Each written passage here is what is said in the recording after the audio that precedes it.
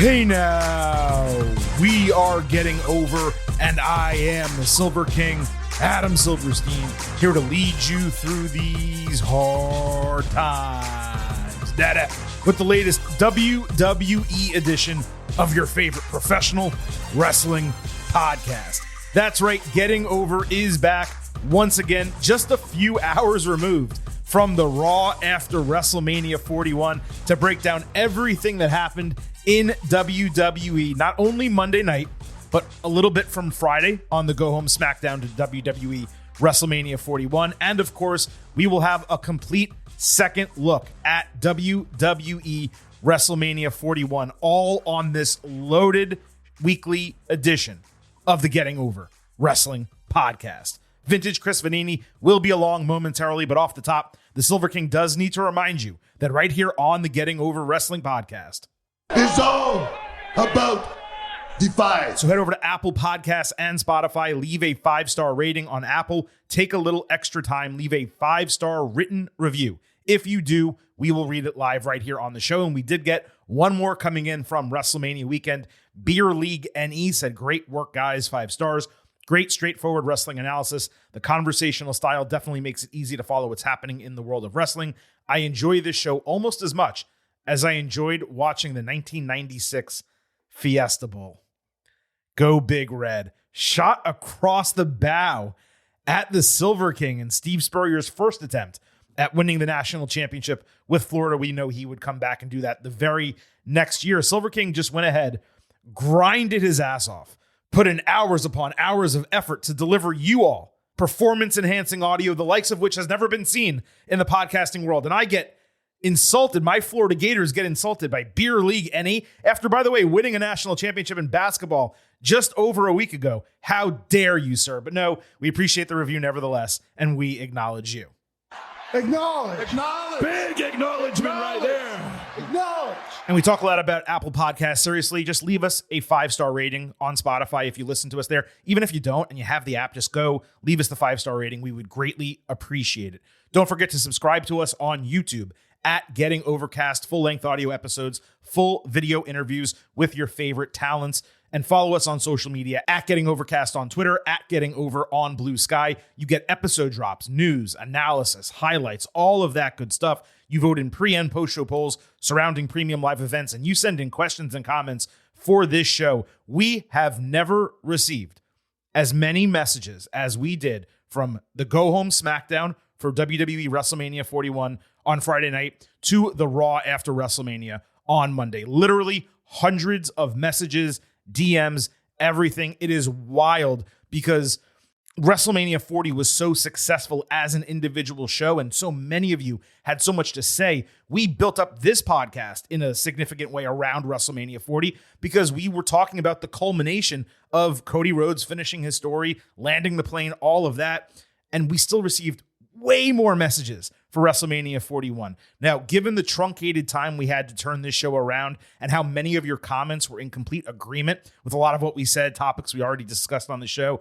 plus how much content we have on the rundown today, we could only get to so many of you. But again, I wanted you to know I read every single one of them to a person. Your tweets, your DMs, your posts on Blue Sky, your emails, all of them, and we acknowledge you. Acknowledge. Big acknowledgement right there. Acknowledge. Also wanted to note that here on Getting Over, I happen to love the number 5. and I hope you do as well. $5 a month, $50 for the entire year. You can become an official Getting Overhead. Just visit buymeacoffee.com/gettingover. Sign up. You'll get bonus audio, the fastest 5 minutes in professional wrestling, instant reactions to every major show, exclusive news analysis posts every week. Again, that is buymeacoffee.com/gettingover. Unrelated to matches, Chris, D_Goonies wrote in. He said he loved our WrestleMania 41 wrap-up episode on Friday, but he said, Silver King, you had a Chris-level take about Vegas. It's great on so many different levels. So my response to that D_Goonies is, I don't mind having a bad take every once in a while, as long as we call them Chris-level takes. But I stand by what I said about Vegas. I'm sure it's fun. I just don't think it's for me. Chris, welcome to the show. We have been grinding one show after another. This is our 7th episode in 7 days. You've been on 5 of them, the 5 longest ones. And we also have professional lives and personal lives and Man, this WrestleMania week, I got to tell you, I'm exhausted. And when this show is over, Silver King is going to take a deep ass breath and a long ass nap. Yeah. By the way, Silver King deserves most of the credit. He's the one who's doing the recording, doing the editing, putting it all together. I'm just plopping down and talking wrestling, and glad to be along. Yeah, you are kind of a lazy ass when it comes to this. No, I'm just playing. But it's been, I mean, previously I was doing some on the ground reporting at Mania last year. Yes. But this weekend always is exhausting, especially for the people who go there and go to a lot of the shows and other things that are even outside of WWE. So it's a lot of work. We appreciate everybody who's listening. It's like we said at the beginning of the week, it's just about five years since the podcast started. It was right around WrestleMania 2020, and we got through another one. We did indeed, and no matter how we may have felt Sunday night immediately after WrestleMania 41 concluded, coming out of the Raw after WrestleMania, I think it's fair to say we are quite bullish about the extended 12-month road to WrestleMania 42. But before we get to that, we're going to be finishing up our thoughts on WWE WrestleMania 41. So let me go ahead and give you all a heads up on what we've already done here on the Getting Over Wrestling podcast and what is to come on today's episode.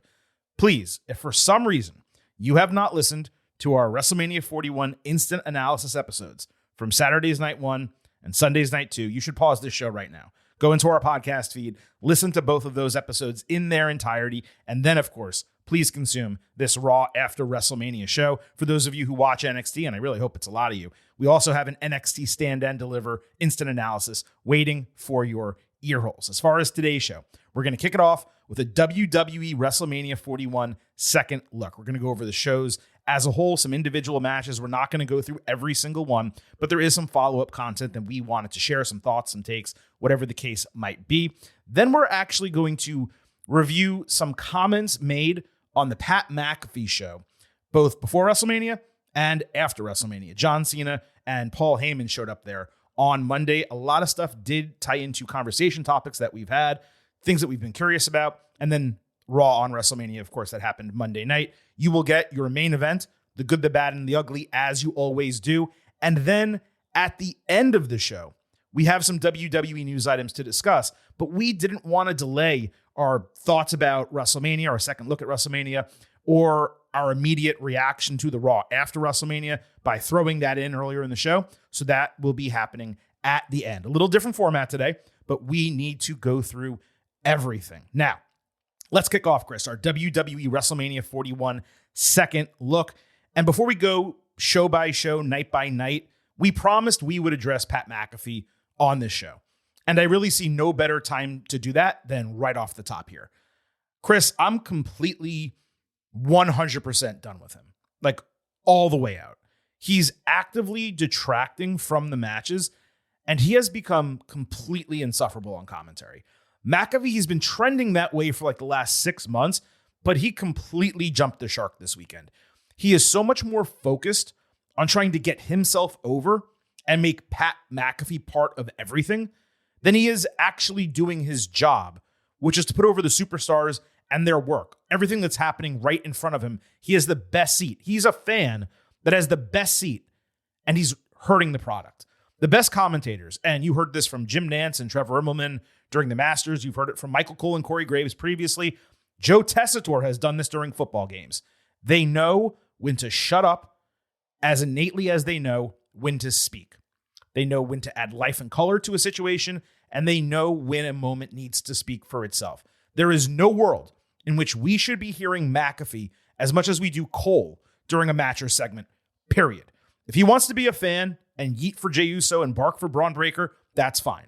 He's having fun, and that probably extrapolates to the viewers a little bit. But he has become an actual distraction when it comes to match finishes, and he's actively ruining important moments. The truth is that he has gotten far too comfortable to the point he now thinks it's his show. At first, Pat came across happy to be there, lucky to be in the position. He appreciated WWE for the opportunity. He stood back, allowed Cole to do his thing, and incorporated himself when appropriate. Now it feels like he believes, based on the way he commentates events, that WWE is lucky to have him. He's less prepared, probably because he's so damn busy, and his contributions are simply less intelligent and less impactful than they were previously. So that's my take on Pat. I'm just done with him, especially in WWE. He's not going anywhere anytime soon. At least that was my thought going into Monday Night Raw. And again, I just feel like WrestleMania was a jump the shark moment for him. Well, I'm not done with him, but I think distraction is the best way to put it. He won't ever stop talking. Never. The Braun Breaker Steiner Math promo that he cuts on the kickoff show. McAfee's jumping in throughout it and just like reacting and saying things. And it takes away from what Braun Breaker's trying to do. And Chris, I actually have it for you right here. They say that all men are created equal.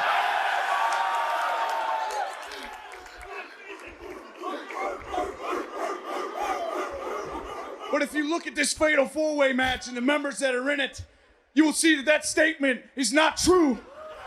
See, normally, I'd have a 25% chance of winning. But I'm a badass, and that statement is not true.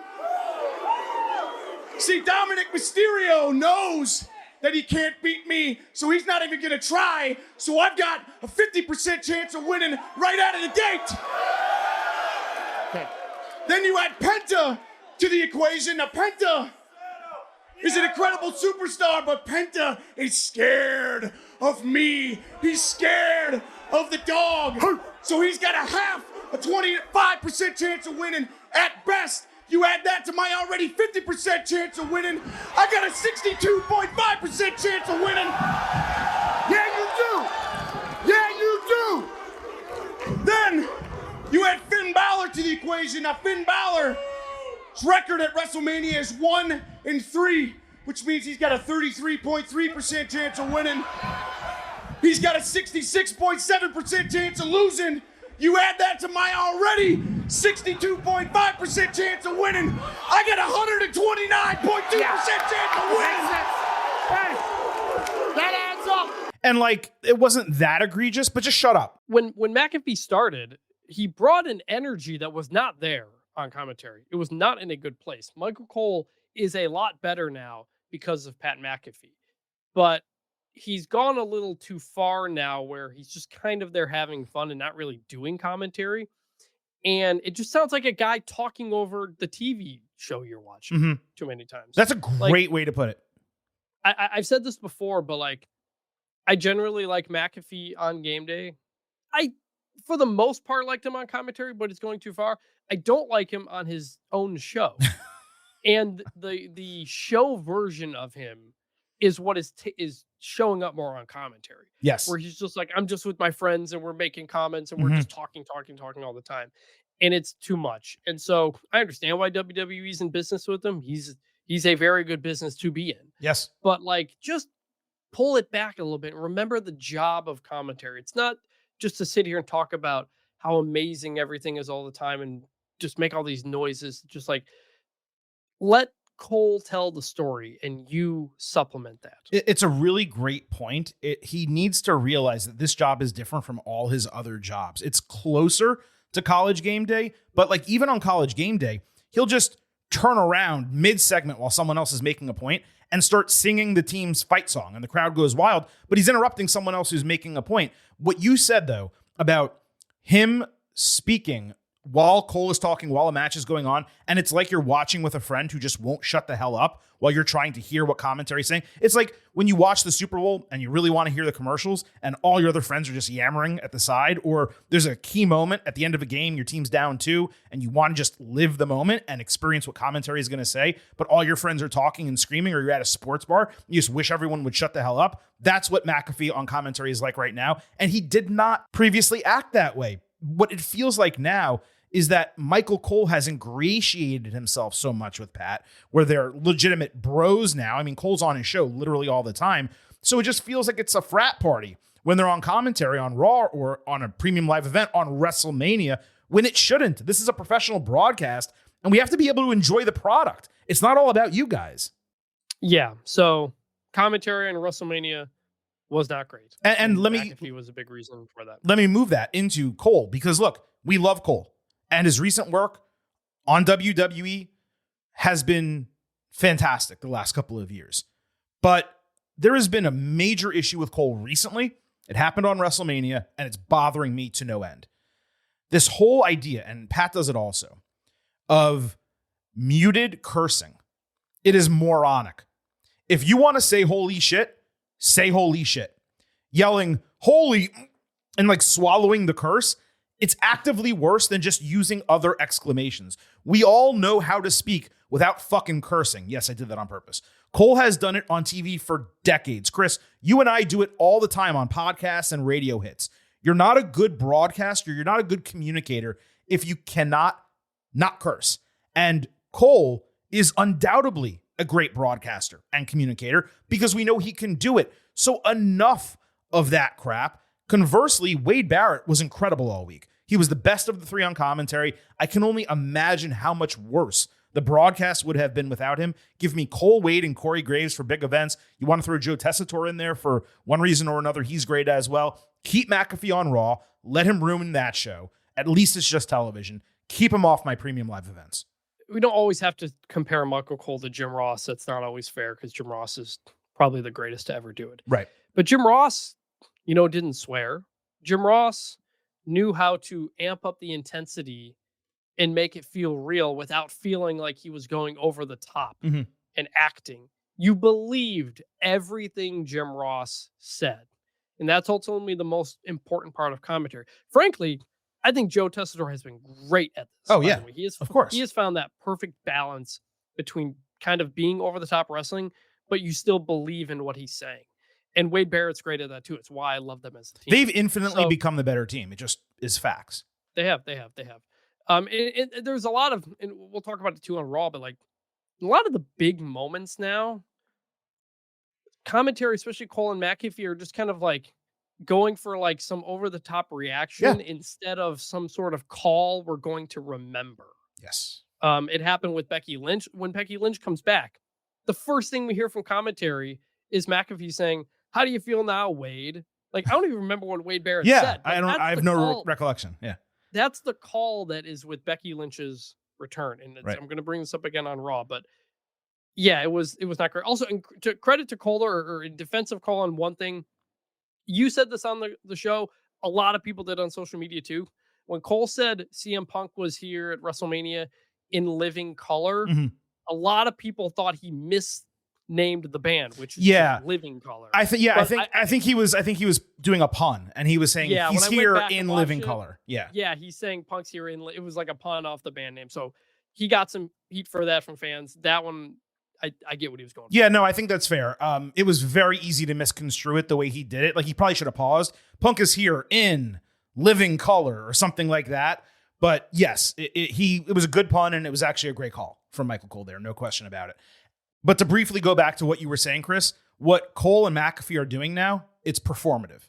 It's them trying so hard as opposed to letting it come to them. The Cole when Becky Lynch came back should have simply been, the man is back in business. That's her gimmick. That's what she's doing. That's on her jacket, all that stuff. That's all you need. You don't need, what do you think now, Wade? Or when a surprise shows up on Raw where their nameplate is there and her name is on, the Titantron.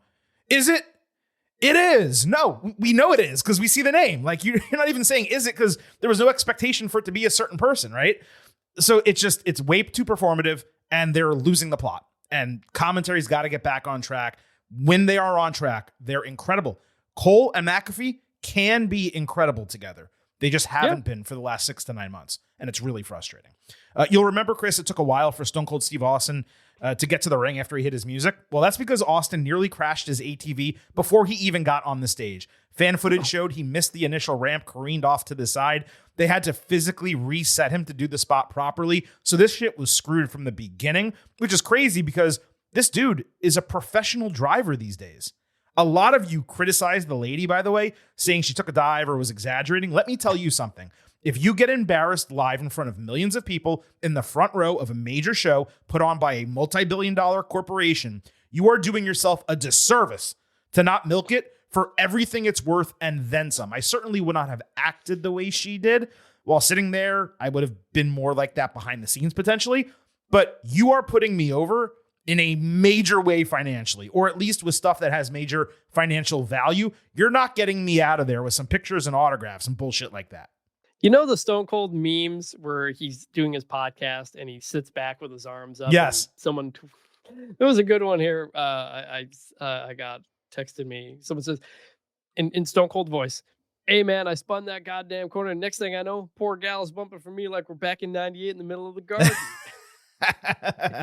There were a lot of good jokes about it. Hopefully she's okay. Hopefully she gets whatever she deserves for all that. But that was a crazy thing, man. Like it really just kind of a lot of stuff just didn't quite go well on this show, production or otherwise. And this was the primest of all examples. No question about it. We got a string of DMs from Andrew Wild 17 at Andrew Wild 17. Sent us a picture of the LED boards from the 300 level. They actually looked incredible, even from the upper deck. I thought that was really cool. He agreed the broad daylight ruined the experience until the main event of night one. It just didn't let stuff pop. You couldn't help but be distracted by the fans moving about below you. And he thinks that was a real issue for a lot of people. Now, clearly the crowd was way better for night two, but I think the start was way better. So you were able to focus on the ring and stuff, but he did agree with our points as someone who was there live. He also said that the entire section was refusing to leave, saying it can't be over until Alicia Taylor said thank you and be safe getting home. This was on Sunday night because I guess the thought was that, you know, something was going to happen after the main event to make it all worthwhile, presumably The Rock. And of course, it ultimately did not. We wondered about those on-stage seats at WrestleMania, at least for the upper level, the ones that look normal and not like VIP. A listener wrote into us, basically said they were free upgrades from WWE. You could sign up for them and they would grant them to you. He applied, he got passes to go up there, and they were also given earplugs for all the pyro and stuff like that. He didn't want to be named on the show, but I appreciate you kind of sending in that information. And I did want to wrap up on this. From the main event of night one through Randy Orton, Joe Hendry, I do legitimately believe it was the best 5-match stretch of WrestleMania ever. I did some research. I even connected one year to the next because that theoretically would be consecutive. I could not find anything that compared to that 5-match stretch. It was an appropriate way for WWE to kind of bridge the gap between the two shows, Chris. And I also think it's a great way for us to move into the main event of night one as we start our night-by-night breakdown, second look breakdown of WWE WrestleMania 41. So Roman Reigns, CM Punk, Seth Rollins. Off the top, I wanted to slightly adjust my grade. It's trivial, but I'm taking away the bonus plus. I usually reserve that for the greatest of great matches. I was just so emotionally invested in the storytelling that I gave it to them. But that wasn't fair. It's 5 stars, A+, but I just didn't want to have this sit at the level of last year's main event, which it simply was not. All that said, this match, the storytelling and the finish, it's everything that makes professional wrestling great, all in one package, tied up with a bow. And when you talk about butterfly effects, and we did Sunday night when it came to Jey Uso, but the mileage that WWE has gotten out of Rollins' Shield chair shot and the way that factored into what they did here in the finish, Chris, it was straight up wild. Yeah, upon rewatch, just as good as I remember as well.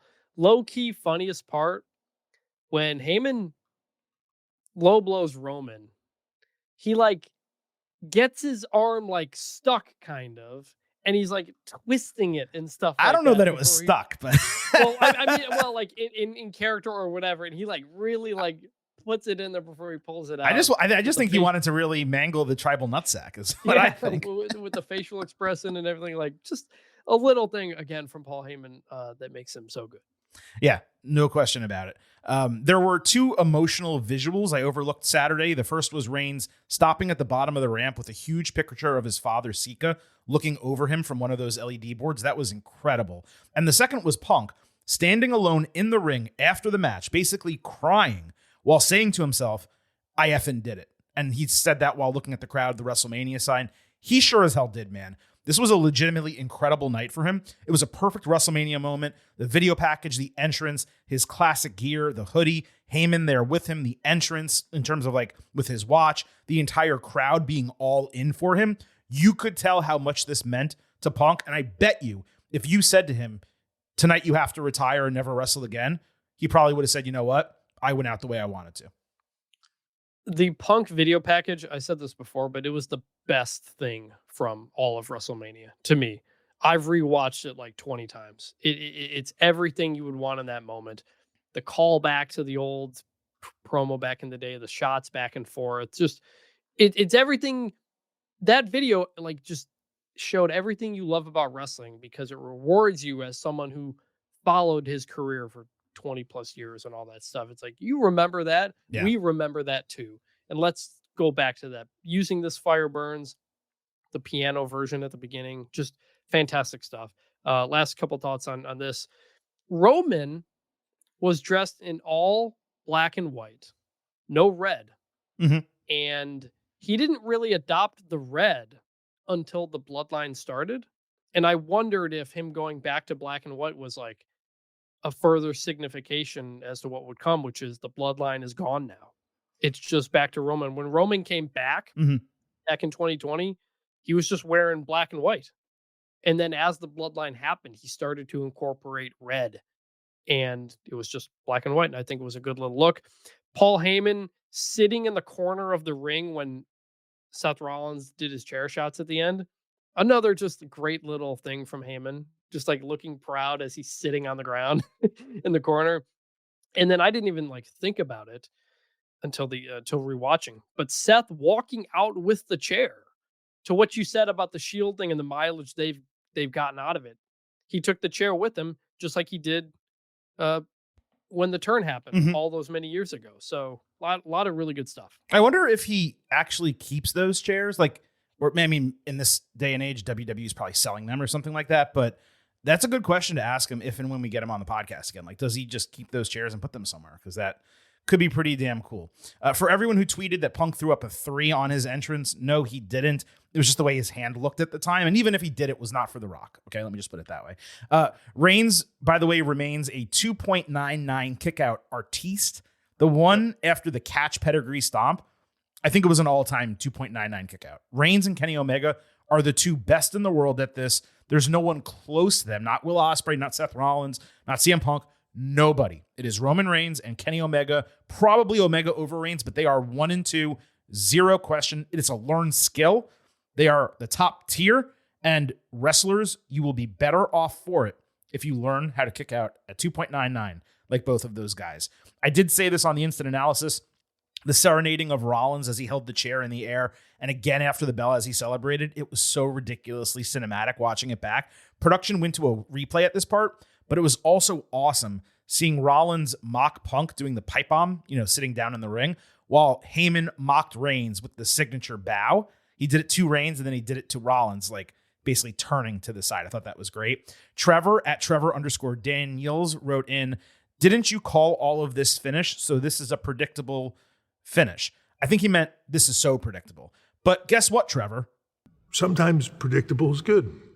Yes, Triple H gave us a new sound drop on the post show, so thank you for that, Hunter. But I'm truly not sure how many actually predicted it. I'm sure others had the same thought.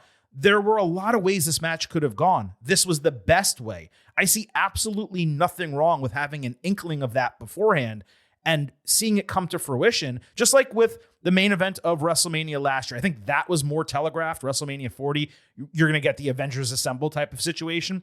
They nailed that. They landed the plane. They nailed this. They landed the plane. They tell stories to reach a conclusion that you're either expecting or completely unexpecting. Some of us expected this or hoped for it. Others had no expectation that this would happen. And this, for me, Chris, nailed both. Also, when we discuss potential outcomes, it's very hard to not come across one that's going to happen. There's only so many things you can do. True, but we did say that this was the best case scenario. Like we straight up said that this should happen, and it did happen. It is, which is great. Yeah. That would have been a good story. Indeed. And that's what we want, especially when we criticize the storytelling of so much else around. Well, the show. on that note, what a great way to move into the next DM I got. Creed Thoughts at Eric Not a Cop said, Chris was harsh on this match for no reason. Yeah, I know, That's man. That's not true. That is not true. That's what he said. I was not harsh on this match. I gave it a 4.5 and or 4.75. He thinks you were overly critical, which I don't know that I fully agree. But yet, when I was kind of like, this is incredible and amazing and all, you were like, oh, it was really good. And I think that's what he's talking about. Like, it was better than really good. The problem is you say everything the first time through, that then I don't want to just repeat what you say. So it's what I got. Okay, but if I call something amazing and you believe it to be phenomenal, you can still say that. And this was phenomenal. Yes. But he thought you'd been in a mood the last 2 weeks, is what I would say. Did you like it more on rewatch? than you did initially? Uh, Probably. I mean, I never do usually. Okay. Just because You already know what's I going to like happen. the, Yeah. I know what's going to happen. I like the heat of the moment, but I appreciate certain things more on rewatch. Now, there's a lot more that I wanted to say here and explain about this match, but it was actually pontificated by Heyman on Monday during that interview I mentioned. So we're going to put a pin in this and we can move on. But I will note that Seth Rollins remains the lineal AEW and real AEW champion, given this was a normal triple threat, and he came out on top. A. Clark at Commander Clark 8 said WrestleMania shouldn't have number one contenders matches and that it shouldn't be a look-ahead show, so this being an unofficial number one contenders match made more sense.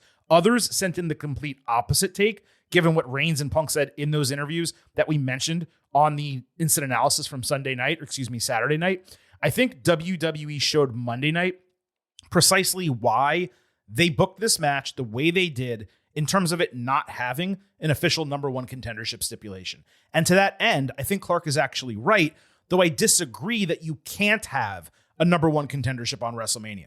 These are the most important titles in the industry. We're talking about the WWE Championship and the World Heavyweight Championship. Yes, the IWGP Heavyweight Championship is up there as well, but WWE is the big dog. I mean, it's the most popular brand in the world.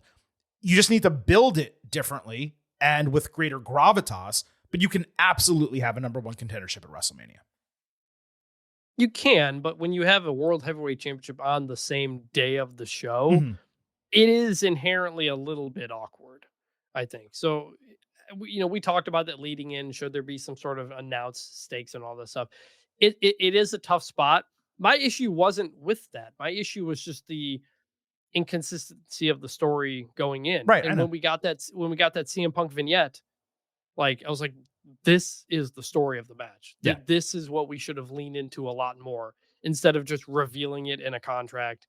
And it's not even the favor anyway. Yeah, it was So the that was story more my beats that issue. were the larger issue. And they could have even done a number one contendership, but if the beats were a little bit tighter, I think it would have been better. Let's move to that World Heavyweight Championship. Gunther defending against Jey Uso. As mentioned Saturday, doing this match in the daytime when the entire deal with Jey is that he's a visual spectacle, it was just simply the wrong decision.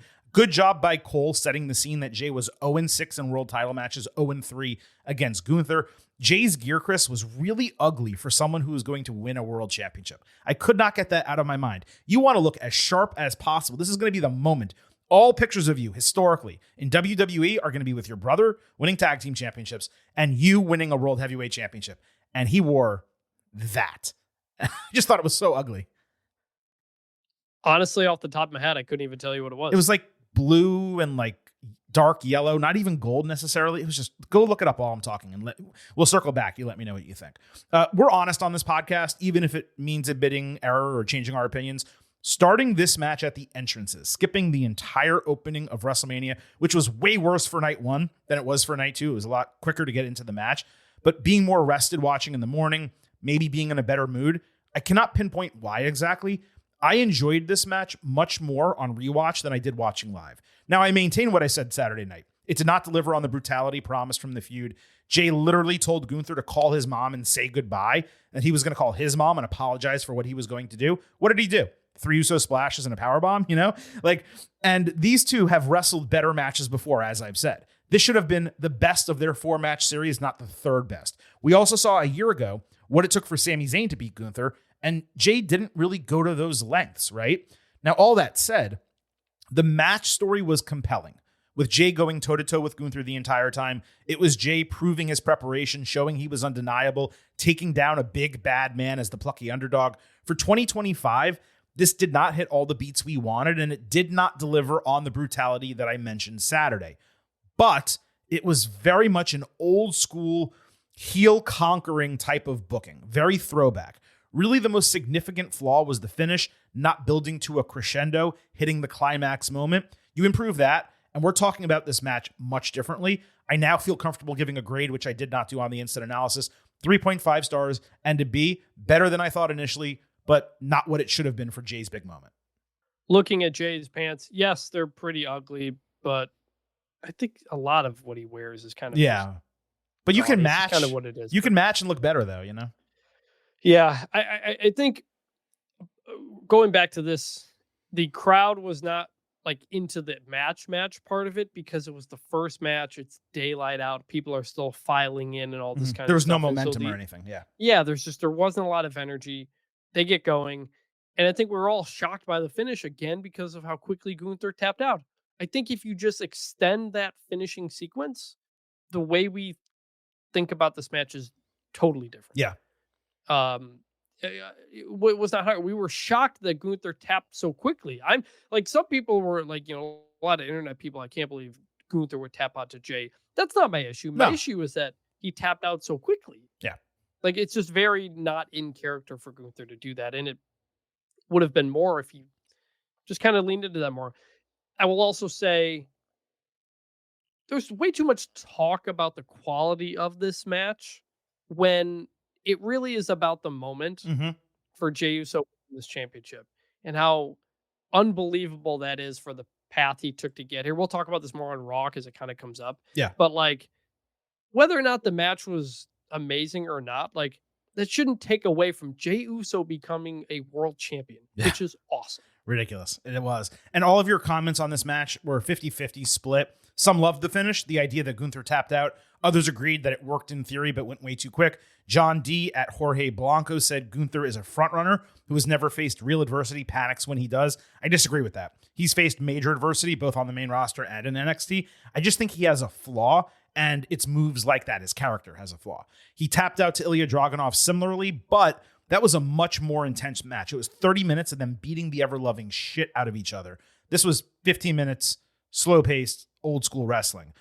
It just, if they were going to do this finish, they needed to build to it, and they didn't. And commentary really did a poor job. They didn't sell the damage that had already been taken before the move came in. If they had said, wow, 3 Uso splashes and a spear, Gunther's chest must be caved in. Oh my God, he's locked in the choke.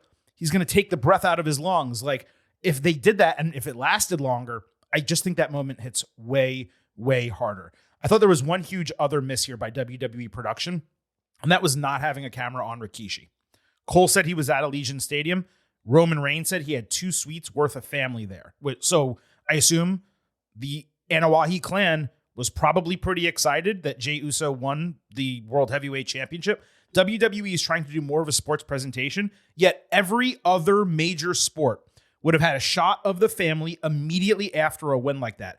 We saw, Taylor Swift how many times when Travis Kelce makes a catch or scores a touchdown, or even when he doesn't do anything at the Super Bowl or any other event. You have the Anawahi family there in 2 suites, and you're not putting them on screen when Jay wins a World Heavyweight Championship. What are you doing? WWE Women's Championship, Tiffany Stratton against Charlotte Flair. Perhaps a bit surprising. This was another match I thought was far better on rewatch than live. I'm upping my grade here to 4 stars and an A-. Why? There was a grittiness throughout that made up for any messiness.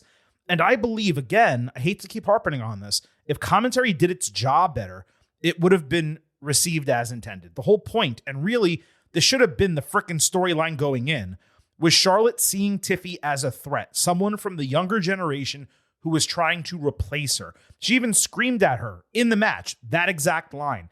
Tiffy went after the knee, just as Charlotte always does. She refused to be big time, swinging back equally, matching everything Flair did. And the finish was super smart. Stratton almost went into the PME by taking advantage of an opportunity, seeing Charlotte down. It wasn't like a big, long setup finish. The crowd really picked up over the second half of this match. They bought into what they were being sold. At the end, she pinned clean the most accomplished woman in WWE history at WrestleMania. It was a big moment for Tiffy. I feel like that got lost a little bit. And this match was way more entertaining watching it back. So you said after on the instant analysis, you never wanted to see it again. Have you changed your mind on that? I will never watch it a third time, but I watched it on a second look because that's what we do here. No, I'm sorry. I thought you meant you never want to see Charlotte and Tiffany wrestle again. Oh, I would be okay with seeing this a second time because the match was better than I initially thought, but they would need to do a lot of work to make me care about it. So I'm glad you appreciated the grittiness, because I came out of it the first time around saying, like, I really enjoyed it. I don't know if it should happen again, but that I really enjoyed it. That's what it was. Like, it felt real-ish. That heat that they stumbled into it was a couple struggle. Of weeks ago. Yeah. Really, was the story of the match. And it worked out in the end. Yeah. So that was good. Stratton did not lose any teeth, by the way. It was dried blood in the perfect spot of her mouth. She looked fine after Mania, though she had a huge welt on her head, which actually happened during the match. Like, commentary pointed it out during the match. So again, I'm criticizing, but I'm also praising. And then you saw that on the post show. Like, it was just a big red spot right on her head. Jade Cargill against Naomi, I went 3.75 stars B+. Nothing additional to say, Chris, but this match is being severely underrated. It's an interesting spot where it was. I thought it was perfectly fine and good, and it's exactly what it needed to be. And that's ultimately good. United States Championship LA Knight against Jacob Fatu. I went 4 stars A-. Similarly, nothing else to say here. It was a great crowning moment for Jacob. I was surprised they actually did it this way, and there was no Solo Sikoa, but it worked. Haku comes down to the ring for Jacob, but Rikishi, we can't get him on camera or anything. Right. Exactly. Rey Mysterio against El Grande Americano. That, of course, is what was planned. I brought this down to 3.5 stars and a B. Nothing wrong with it. I just overrated it initially. At the TRGT guy, the underscore TRGT guy, he wrote in, how the hell did WWE miss the chance to make Americano's mystery opponent El Generico? It was right there. And the answer is because it would have made zero storyline sense. Plus, people would have complained that either Rey Fenix or Dragon Lee didn't get the spot, and they literally put another white dude in a luchador match. And you know what? That would have been a legitimate criticism, I would say. If you're going to debut the Generico character in WWE, you really need to think it through and have it be a moment, because a lot of fans badly want to see that, and I don't think it's ever going to happen. To be fair, if he was going to randomly show up for a one-off and then leave and never see the light of day again, I guess it would have been okay in this spot. But for Generico, if you put him in this, he would need to win, not lose to this guy. And yes, as I said, I was wrong to want Chad Gable in this spot. No question that El Grande Americano deserved this moment. Yeah, no, it was good. And again, Vikingo being there, part of this match, like at WrestleMania, is still just wild, that whole thing.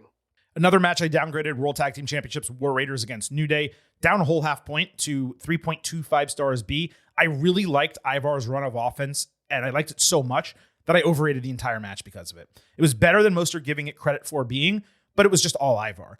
As I said on the instant analysis, it was blatantly put on the card purely for the Clash of Clans tie-in. Ridiculous to go with this over the SmackDown TLC tag team match in terms of what deserved to be on the show. New Day winning their 12th title, potentially bringing back this tag team division. That's ultimately going to be a positive, but it was overshadowed because of the ad and the kind of crappy match and zero build. All right, let's move to night 2.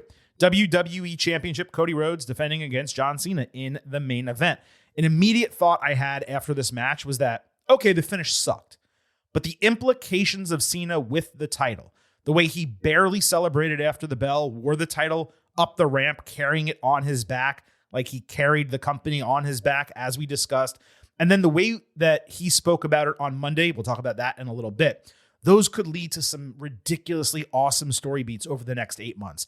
I also noticed that Cena broke character for a second and got emotional while being cheered walking up the ramp, which for a veteran his age was kind of sweet to see.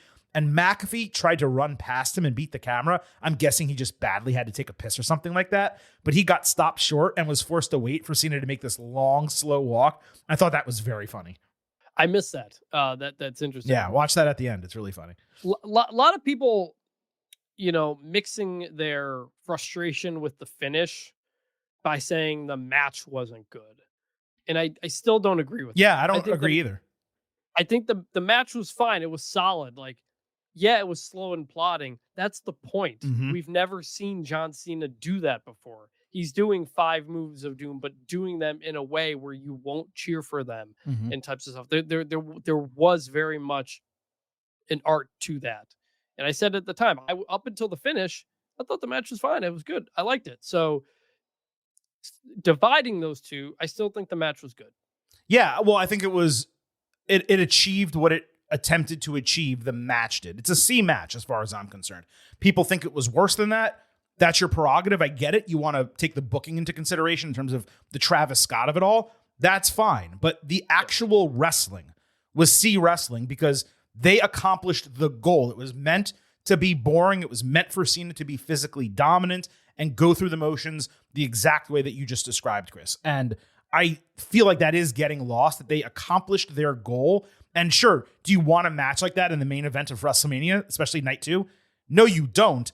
But that's the character that Cena is playing. He wants you to dislike him and the way he's going about winning the championship. And we're not going to relitigate the Travis Scott of it all because we went after him and the booking and Paul Levesque and all of that on the instant analysis. But I'm glad you brought that up about the match, and we both kind of had the same take there. And real quick, I don't want to say the plottiness of the match, that is the character. He wants to ruin wrestling. That is the part of the character that is there. I saw some people saying, well, no, the bad booking is the point. That's Cena. He wants to ruin wrestling. No, that nobody's mad at Cena for that. They're mad at Triple H for that. They're mad at WWE for that. This is not some meta like, oh, you don't want me as champion because you don't like my booking. Yeah. No.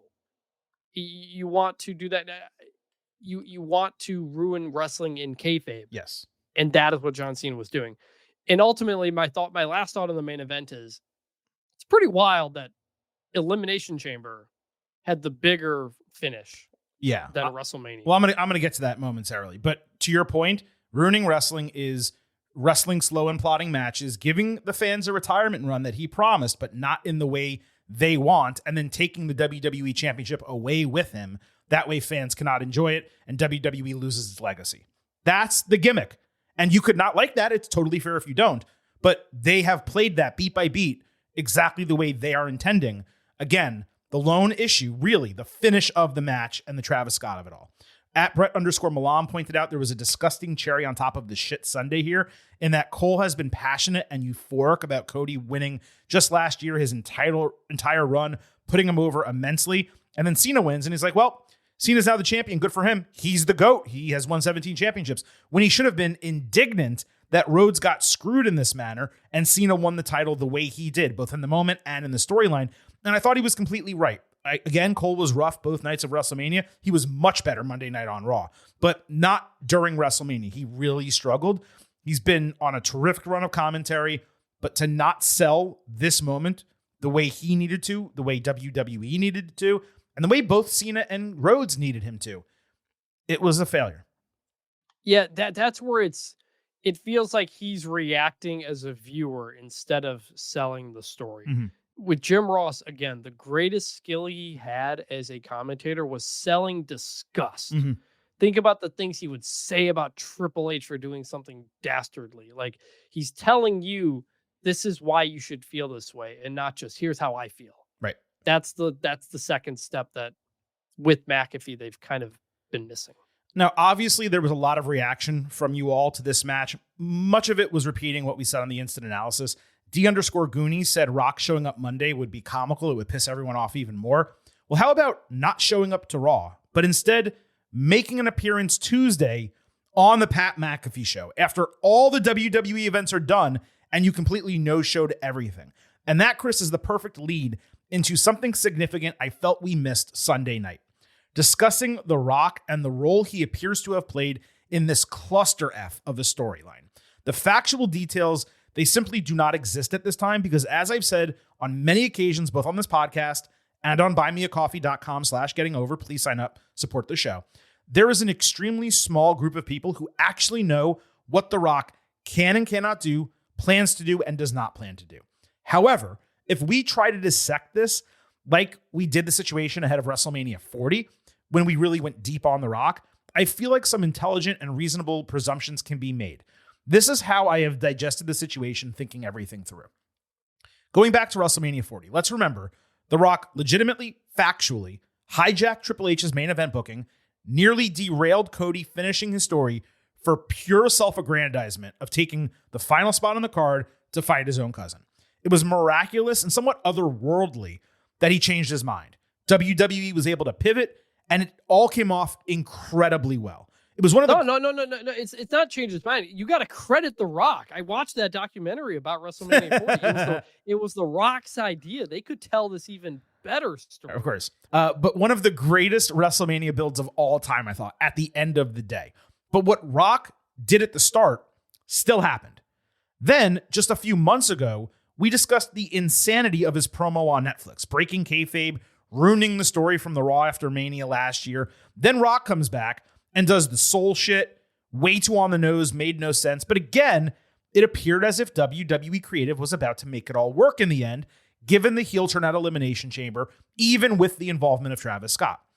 But what has transpired since, of course, has been ridiculous. The Cena heel turn was certainly planned anyway, but it was almost certainly planned at WrestleMania. Rock wanted to be involved. What would make the most sense would be for all of this to happen Sunday. But due to work, something with Moana or the MMA movie, whatever the case, he was simply unavailable for the big show.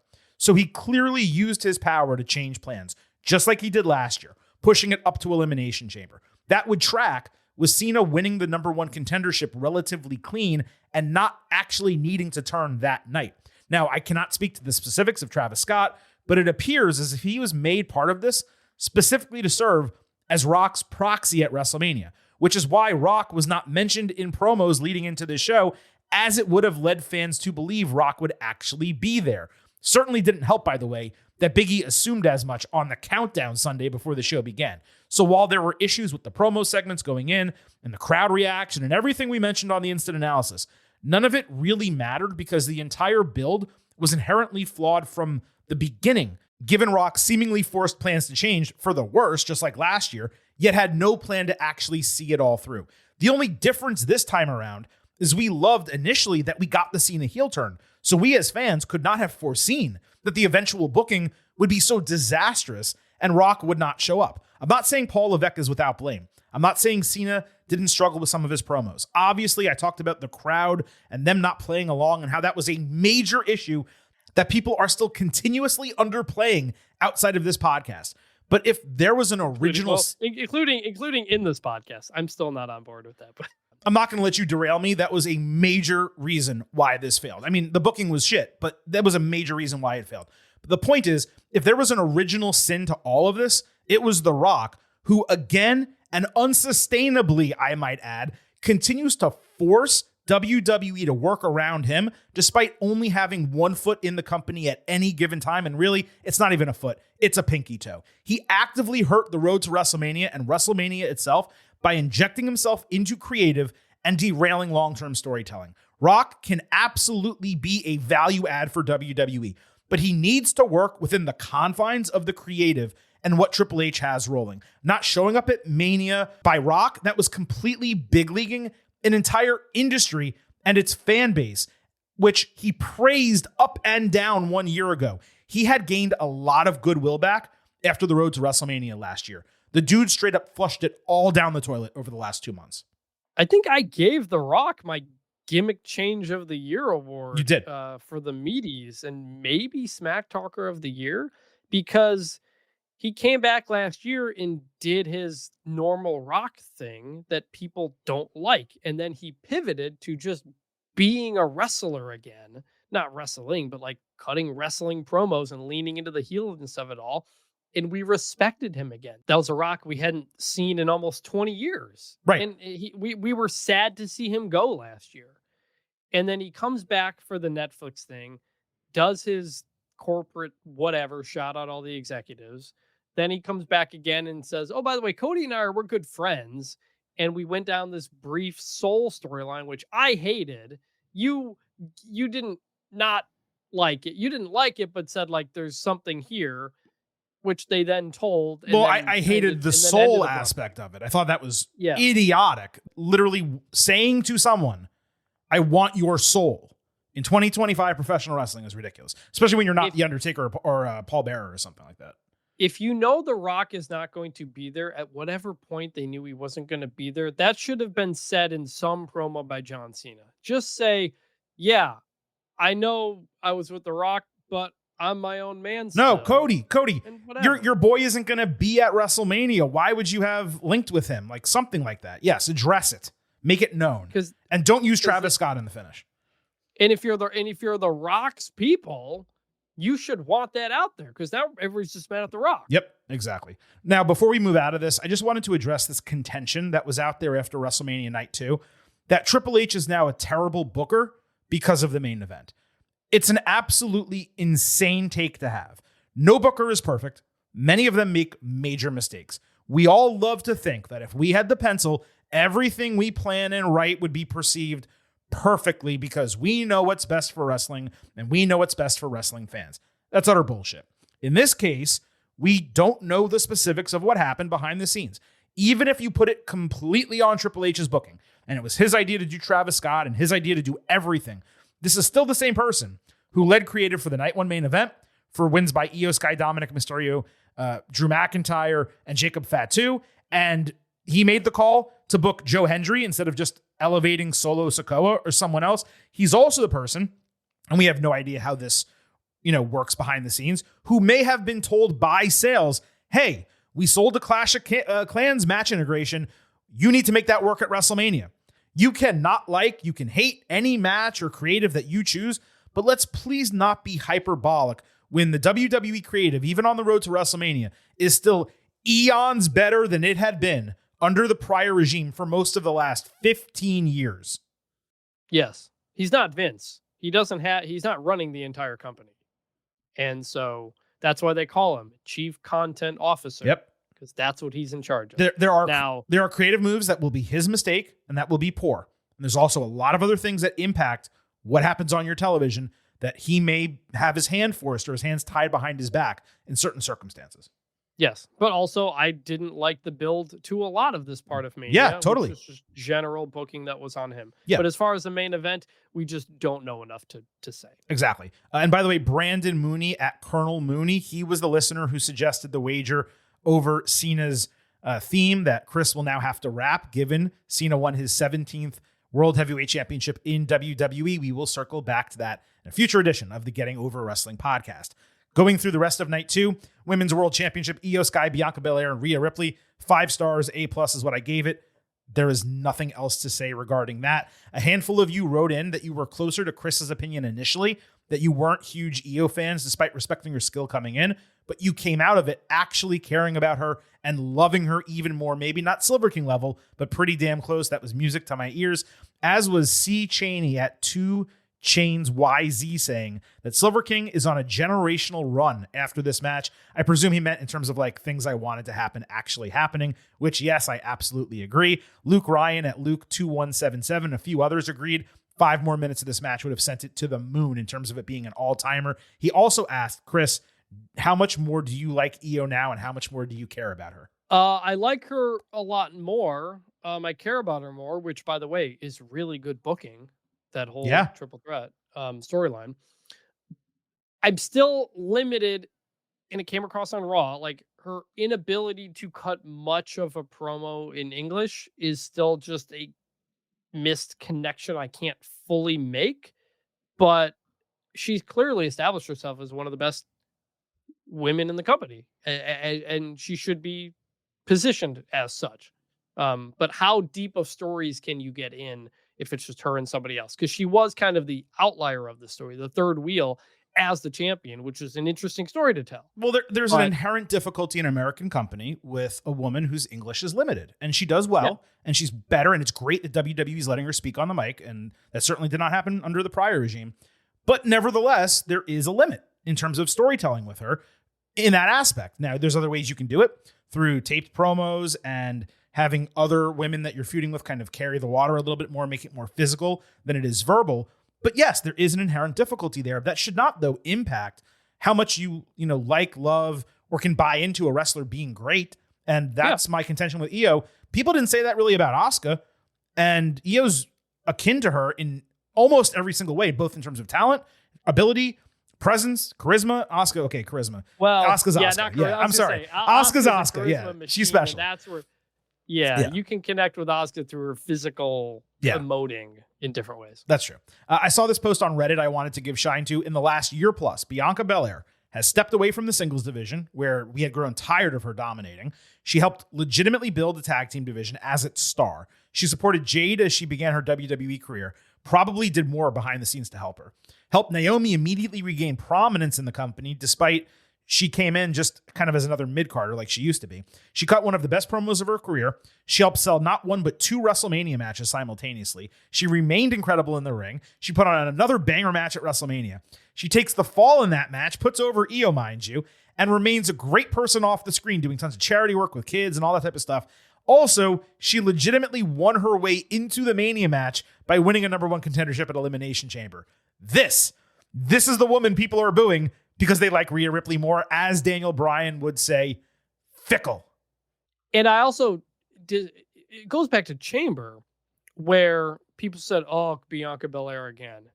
To which my reaction at the time was everything you just said, which was, what are you talking about? She hasn't been in the singles title picture for a while. Like, just because someone is consistently pushed in different ways, that doesn't mean they're doing a Hulk Hogan type of thing. She's doing something that Charlotte Flair has never done and probably will never do. Let's just make that very clear. Damian Priest, Drew McIntyre, Sin City Street Fight, 4.5 stars A. I didn't notice it live, but Priest was the one who put the chair in the corner and allowed McIntyre to hit the finish. I thought that was pretty cool. He can maybe blame himself as part of the storyline coming out of it. That's pretty much all I had. Said everything I needed to on the instant analysis. Yep, good, solid match. Intercontinental Championship, Braun Breaker, Penta, Finn Balor, and Dominic Mysterio, 4.25 stars and an A. Actually got some brief chills watching Dominic's title win and the way the crowd came alive for him. Really happy for him as a person. Incredible amount of growth over the last 5 years. Totally the real deal as a WWE superstar, a legitimate mid-card champion. Also, Dom was incredible on the WrestleMania post-show when interviewed at the desk. This is another of the few segments I saw. He said that he was carrying two legacies, the Mysterios and the Guerreros, which perfectly straddled like kayfabe and reality, given the family, their ties, the relationships, the way people talk about him embodying Eddie more than his own father, Ray. He also had a great line about the mask malfunction, and it was genius improv from him when asked about this. So check this out. Let me give you a little backstory. Have you ever seen The Mask with Jim Carrey? Love that movie. You know how the mask like gives you powers and it's like, Yep. right? Stanley Ipkiss. I put on the mask because I was like, you know what?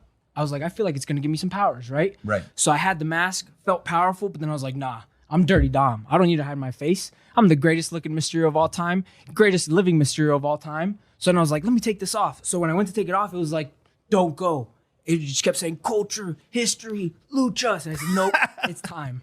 And all the guys that wear masks, they're all ugly. They're all ugly. That's why they hide their faces. I'm a good looking dude. Culture, history, lucha. That popped me so hard. That was a great line by Dom. I got a great text from my brother who explained that Dominic is what Logan Paul is trying to do. Yes. But Dom does it effortlessly. Correct. The heelish, the kayfabe blurring of the lines-ish, the funniness, the prickish. He's nailing the character. Yeah. Women's Tag Team Championship, Liv Morgan and Raquel Rodriguez against Lyra Valkyria and an opponent to be announced. 3.5 stars B. Becky's return was a great moment. The title win got a big pop. I just wish the match was better, but that was soon rectified. I was actually surprised how few comments we got about Becky returning. I think fans online were mad about Bayley, and it hurt the moment. It also made Lynch's return obvious when WWE really should not have done this on Saturday leading into Sunday. They should have done this like Sunday morning and said, Lyra, you have 1 to 2 hours to find a new partner.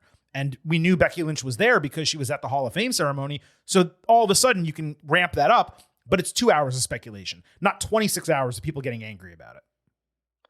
It's just the weirdness of it all that hung over everything. Like, Yeah. Oh, Bayley's gone. Oh, Becky's in. Oh, title change. Like, what's going on? Yeah. And we had more questions, I think, coming out of it. The Randy Orton Open Challenge, A+ as a WrestleMania moment. I'm certainly not a Joe Hendry like fanatic or anything, but I do appreciate him. The reason why this hits so uniquely for me is because if you remember our Drew McIntyre interview, by the way, available on YouTube at Getting Overcast, he asked us to cut his epic promo from a situation back in Scotland. What's crazy is that Hendry, totally different looking character back then, he was part of that segment. I think it was 2016. And I went down a bit of a rabbit hole after that, watching like old Hendry stuff, because I didn't know anything about him before TNA. So just recently, in like a 1 week span, or I guess a 2 week span, I went from current character to old character to seeing the current character on WrestleMania fighting Randy Orton. It's a wild ride. And Hendry said afterward he loved it and it was exactly what he wanted. So it was a win-win-win for everybody. Yeah, not much more to add. Really cool moment. AJ Styles, Logan Paul, 3.25 stars B. XIT619 wrote in saying his silver lining is that hopefully it leads to a major storyline for AJ, a big resurgence run as his career wraps up, where maybe he embraces or integrates the dark side. I hope so too. Many of you were pleased with the way Karrion Kross got live pops from the crowd. Indeed. And a few pointed out how this match finish and winner seriously brought down what was starting as an all-time Mania opening, took a terrific crowd that was putting over everything immensely well, and it just brought it down. The truth is, Chris, they probably should have put this match between Drew Priest and the Intercontinental Championship. It would have hit better, and it would have allowed the IC title to pick the show back up after Logan won. Yeah. Triple H talked in the press conference, too, about pacing and how difficult that is. Because the show started so hot for this was a such mistake. a period of time. It put some guys in tough spots. Yeah. At Only Real Hooper said the shock value of Logan Paul being instantly good at wrestling has worn off. And he made the same comments that we did about like flating from commentary and how all of his matches have felt identical to one another. That is true. Now, before we move out of this, Karrion Kross, we just mentioned him. After WrestleMania, this dude cut a promo so impassioned, so authentic, so creative. I can only compare it to The Miz taking down Daniel Bryan on Talking Smack. I know it's 3 minutes. I know we have a lot to do. I don't care. It deserves every single one of you listening to it for a first or second time if you have not heard it already. Let's talk about how awesome it is that Logan Paul just won. And let's talk about, Sam, let's talk about what Logan Paul represents. The shortcut. Feels so good to be here. Feels so good to be in the business. Thinking about all of the funerals that I wasn't able to attend for the last 11 years in this business, all of the holidays I missed. You know, I could have just started a YouTube channel, could have just jumped in there with AJ Styles. Feels really good, right? It's awesome. It's really good. Do you guys know we have 25 years combined experience, and what are we doing on Mania? Well, they know because they're normal human beings, and they actually love professional wrestling, but apparently that doesn't mean shit anymore. That doesn't mean shit. All I asked Alan to do was for once to not think about just himself. Think about everybody in the back and think about the professional wrestling fans. That's all I wanted him to do. Sometimes to do the right thing, you have to do the wrong thing. But he's a narcissist, and he had to do it his way. Hey, Alan, how many more WrestleManias do you have in your system? Probably, I don't know, one. Maybe this is the last one, and you just pissed that away. For what? For what? For your way? Thanks a lot, bud. I really appreciate it. You want to know what the best advice I ever got? It was from Bill Goldberg. 2021, back when I was in the Twilight Zone, you know what I mean? I'm wrestling for gasoline. It was awesome. Let me tell you all about it. Bill goes, hey, Cross, you know what? You remind me a lot of me. I go, I think we have different styles, Bill, but I really appreciate that. Do you have any advice for me? He goes, you know what? You just got to be a good soldier. A good soldier is what he said. So I decided to be a good soldier. You know what happened? They released me. And then I come back. You know what being a good soldier gets you, everybody here? Just so in case you're wondering, you want the back scoop here. Being a good soldier gets your times cut. Being a good soldier means that people come up to you and say, hey, you got any great ideas? Yeah, here it is from Scotland. No. That's a little too great. We're looking just for good ideas. That's for those guys over there. That's what being a good soldier is, okay? Being a good soldier is coming to your hometown where you cut your teeth, where you got started, and not being on the card. It's all about viral moments now. That's what it's all about, viral moments. Well, Guy, everybody's been telling me that I got to become undeniable. And as soon as it happens, they ignore it and they shut it down. I never asked to wrestle Randy. I never asked. That happened organically, and you ignored it for a viral moment. And good on Joe. Nothing against him. But you ignored it. And the crowd told you exactly how they felt about me on SmackDown when I was eliminated. And you ignored it. Become undeniable. My ass. My ass. You want a viral moment? On behalf of all of the true fans of professional wrestling, guy with the suit and tie in the truck, go fuck yourself. That's from Killer Cross. No, fuck it. That is a career-changing promo from Cross. What sold it incredibly well is the video, and you really should look at it, and I'll make sure we tweet it before this show comes out. That way you can go back to our account, @GettingOvercast, obviously on Blue Sky also, @GettingOver. But it was Scarlett's reaction, putting her hand on her husband's back. Like, my heavens, I did not think you were going to go that far. The fact that he's done all this top-tier work entirely off television, and yet it's translating to the crowds at WrestleMania. Maybe it goes to show that our criticism sometimes about him not doing stuff on TV and other people not doing stuff on TV, maybe we're in a little bit of an old school mentality. Still, it would be nice if a portion of this was on Raw and we got some of that Monday night. This was incredible, though. And this is the type of thing, you put that on TV, talk about going viral. It goes worldwide. Yeah, this was the thing I saw going around online more than anything else the day after the show. It was obviously good stuff. He says killer cross at the end, not carrying cross. It was like the Miz in terms of like the SmackDown post show of it all, Yeah, but it was more like the pipe bomb in terms of the things he would say and allude to and breaking the fourth wall and all that stuff. So it was solid. I won't say career changing yet until we see what comes, but he's been putting in the work and making himself get noticed, and you hope it can be rewarded. I know you just previously like heavily praised it, but then going back and saying it was solid when it was more than solid is just so funny. It's just like a track of for you over the last couple of weeks. What I'm nothing trying can to say be. is, like, Why can nothing not be calling- great for you? Why can nothing be amazing? What happened to you? I'm not calling it generational if he doesn't get a push. It doesn't have to. I didn't call it generational either, but it was amazing. It was awesome. Yes. Okay. Yes, I That's better agree. than solid. You're a writer. I'm You know. sorry, not generational. You called it career change. I think it is. You can't say that yet. until No, we see what I'm happens. projecting. No, I'm totally projecting 100%. But there are adjectives that are better than solid. You're a writer. There are many of them. Phenomenal, amazing, awesome. It was better than solid, correct? Yes. Okay, thank you. Let's move to these Pat McAfee show interviews. There's a couple before WrestleMania, 2 after WrestleMania. We're going to go through these pretty quick. Far, far less newsworthy than last year. But this is before WrestleMania, where we're starting. Roman Reigns actually got emotional when asked about Jay getting a World Heavyweight title match. He said Jay's always been the runt of the litter between the three of them, if there was one, and he now probably understands why Roman has been going through it over the last few years when you're going after and winning a championship. Steve Austin made clear that the match with Kevin Owens was his retirement. He also said he liked the Cena heel turn and was looking forward to the main event on Sunday. It was the first time I heard this, but Triple H suggested that some plans fell through for the headliner for the Hall of Fame, which is why Nick Khan insisted he take the spot. Purely speculating, Chris, my guess would be it was supposed to be Batista. Yes, because Triple H said somewhere about it, or Batista was asked about it, said they wanted to make something happen. They hope to make it happen in the future. Because yes, if not Triple H, who the heck was going to be the headliner? Exactly. It would make sense if somebody else fell through. Now, from after WrestleMania, it was John Cena and Paul Heyman that showed up there Monday. We'll start with Cena. He insisted that he's going to ruin wrestling and write history as the winner, and we can find out how on Raw. He said that meant keeping his promise to make wrestling start over as the last undisputed WWE champion, taking all the legacy of Andre the Giant, Hulk Hogan, Stone Cold Steve Austin, The Rock, all of it home with him, forcing WWE to create a new title and actually start a new era from scratch. Cole tried to dismiss people being angry about Travis Scott's involvement as hypocritical. He said because Ric Flair won plenty of titles through nefarious means.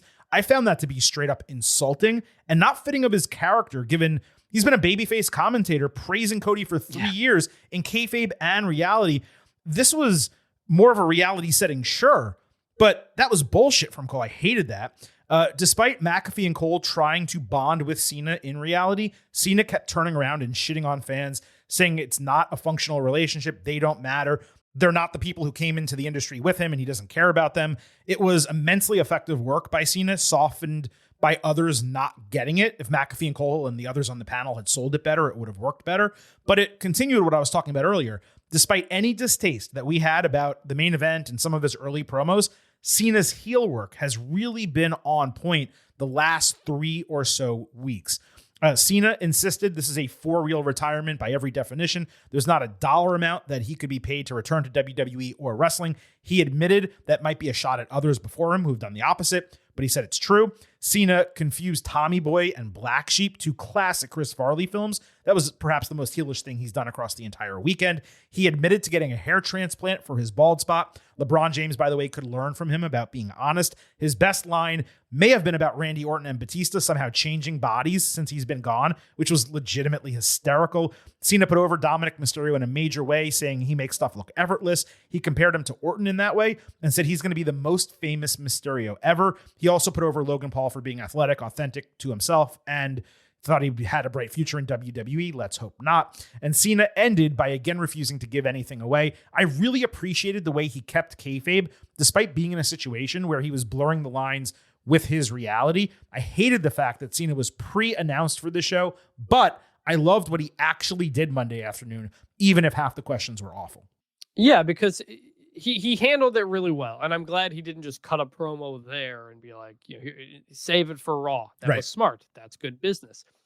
The blurring of the lines and him talking about Dominic and all these other things and talking about real things, that almost added to the character because to him, heel John Cena he's still John Cena. Mhm. He's still a real person, and he's not changing his mind on other wrestlers and all types of stuff. He's just going about his own business in a little different way. So it's just added some good nuance to it. And his whole gimmick is WWE is going to be fine. You got plenty of good people. You can make a new title, but you're not getting the legacy. I'm the legacy, and I'm taking that with me. It fit every single thing that he was doing. Now, Heyman, he started by absolutely eviscerating a dude in the front row, like all-time Heyman heel promo work.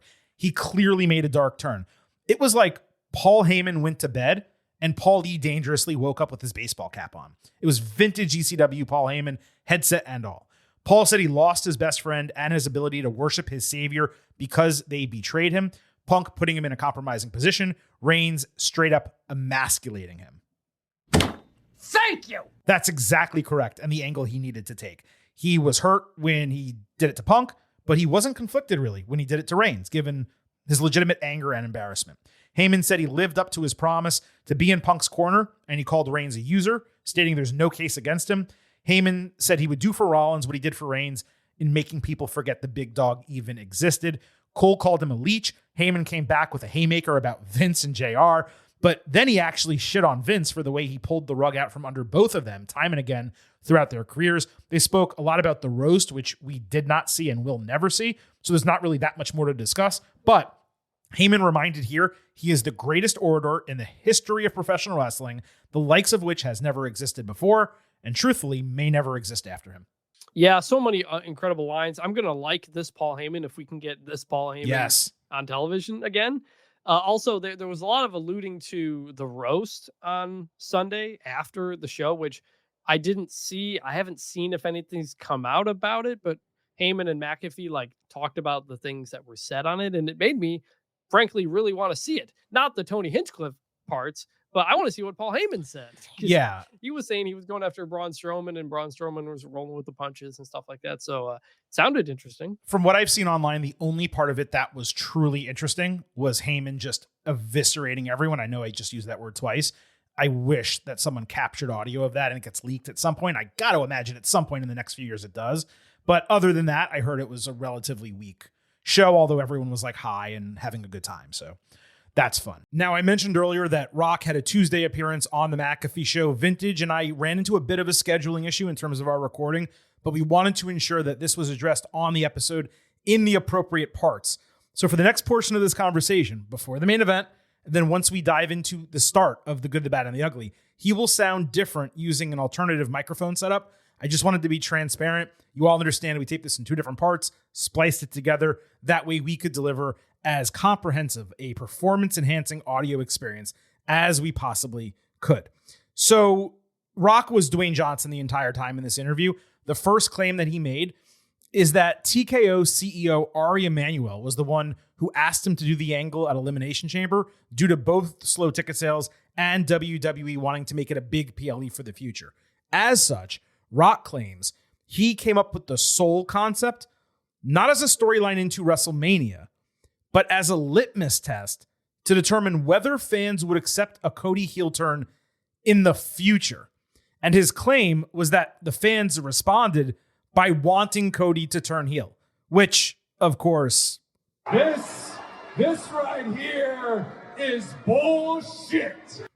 Then he claims Triple H suggested the John Cena heel turn, and they went with that instead. But Rock made the call to remove himself after Elimination Chamber and not complete the storyline, even though he claims he suggested that he could have been involved in the finish at WrestleMania if WWE wanted. So he was talking out of both sides of his mouth. Rock alluded to other commitments he had, but he didn't get specific. He didn't say whether they would have prevented him from being at WrestleMania. Then he said, quote, "The final boss's work is done," and quote, "Why get involved in that finish when the spotlight should just be on John 17 and the heel turn?" I don't know, Rock. Maybe because you got involved in the first place. That's why. Rock also said he loved that Travis Scott was involved in the way he was involved.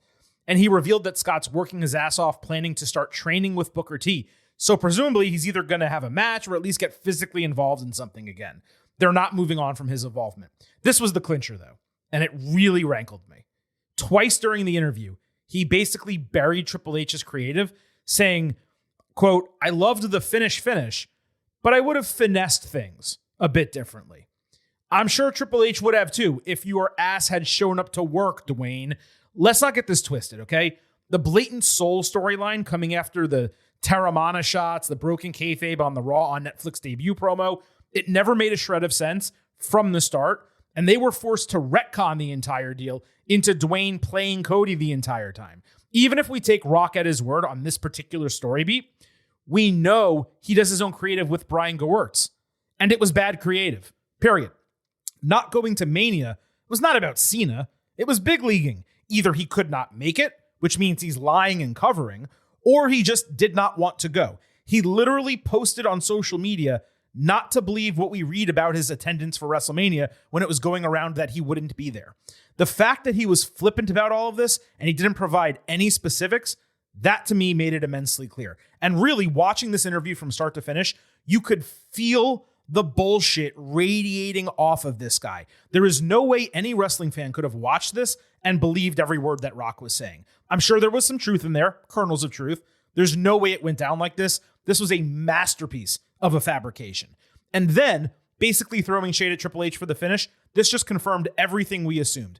There's an internal creative struggle between a guy whose job it is to oversee booking, Triple H, and a guy who dips his toe into the WWE water whenever it strikes his fancy, The Rock. And now it's playing out in public. Triple H not mentioning Rock at the Hall of Fame, the funny interview comment about his terrible Netflix promo that he made on the road to WrestleMania. This is immensely concerning long-term if Dwayne makes a power play.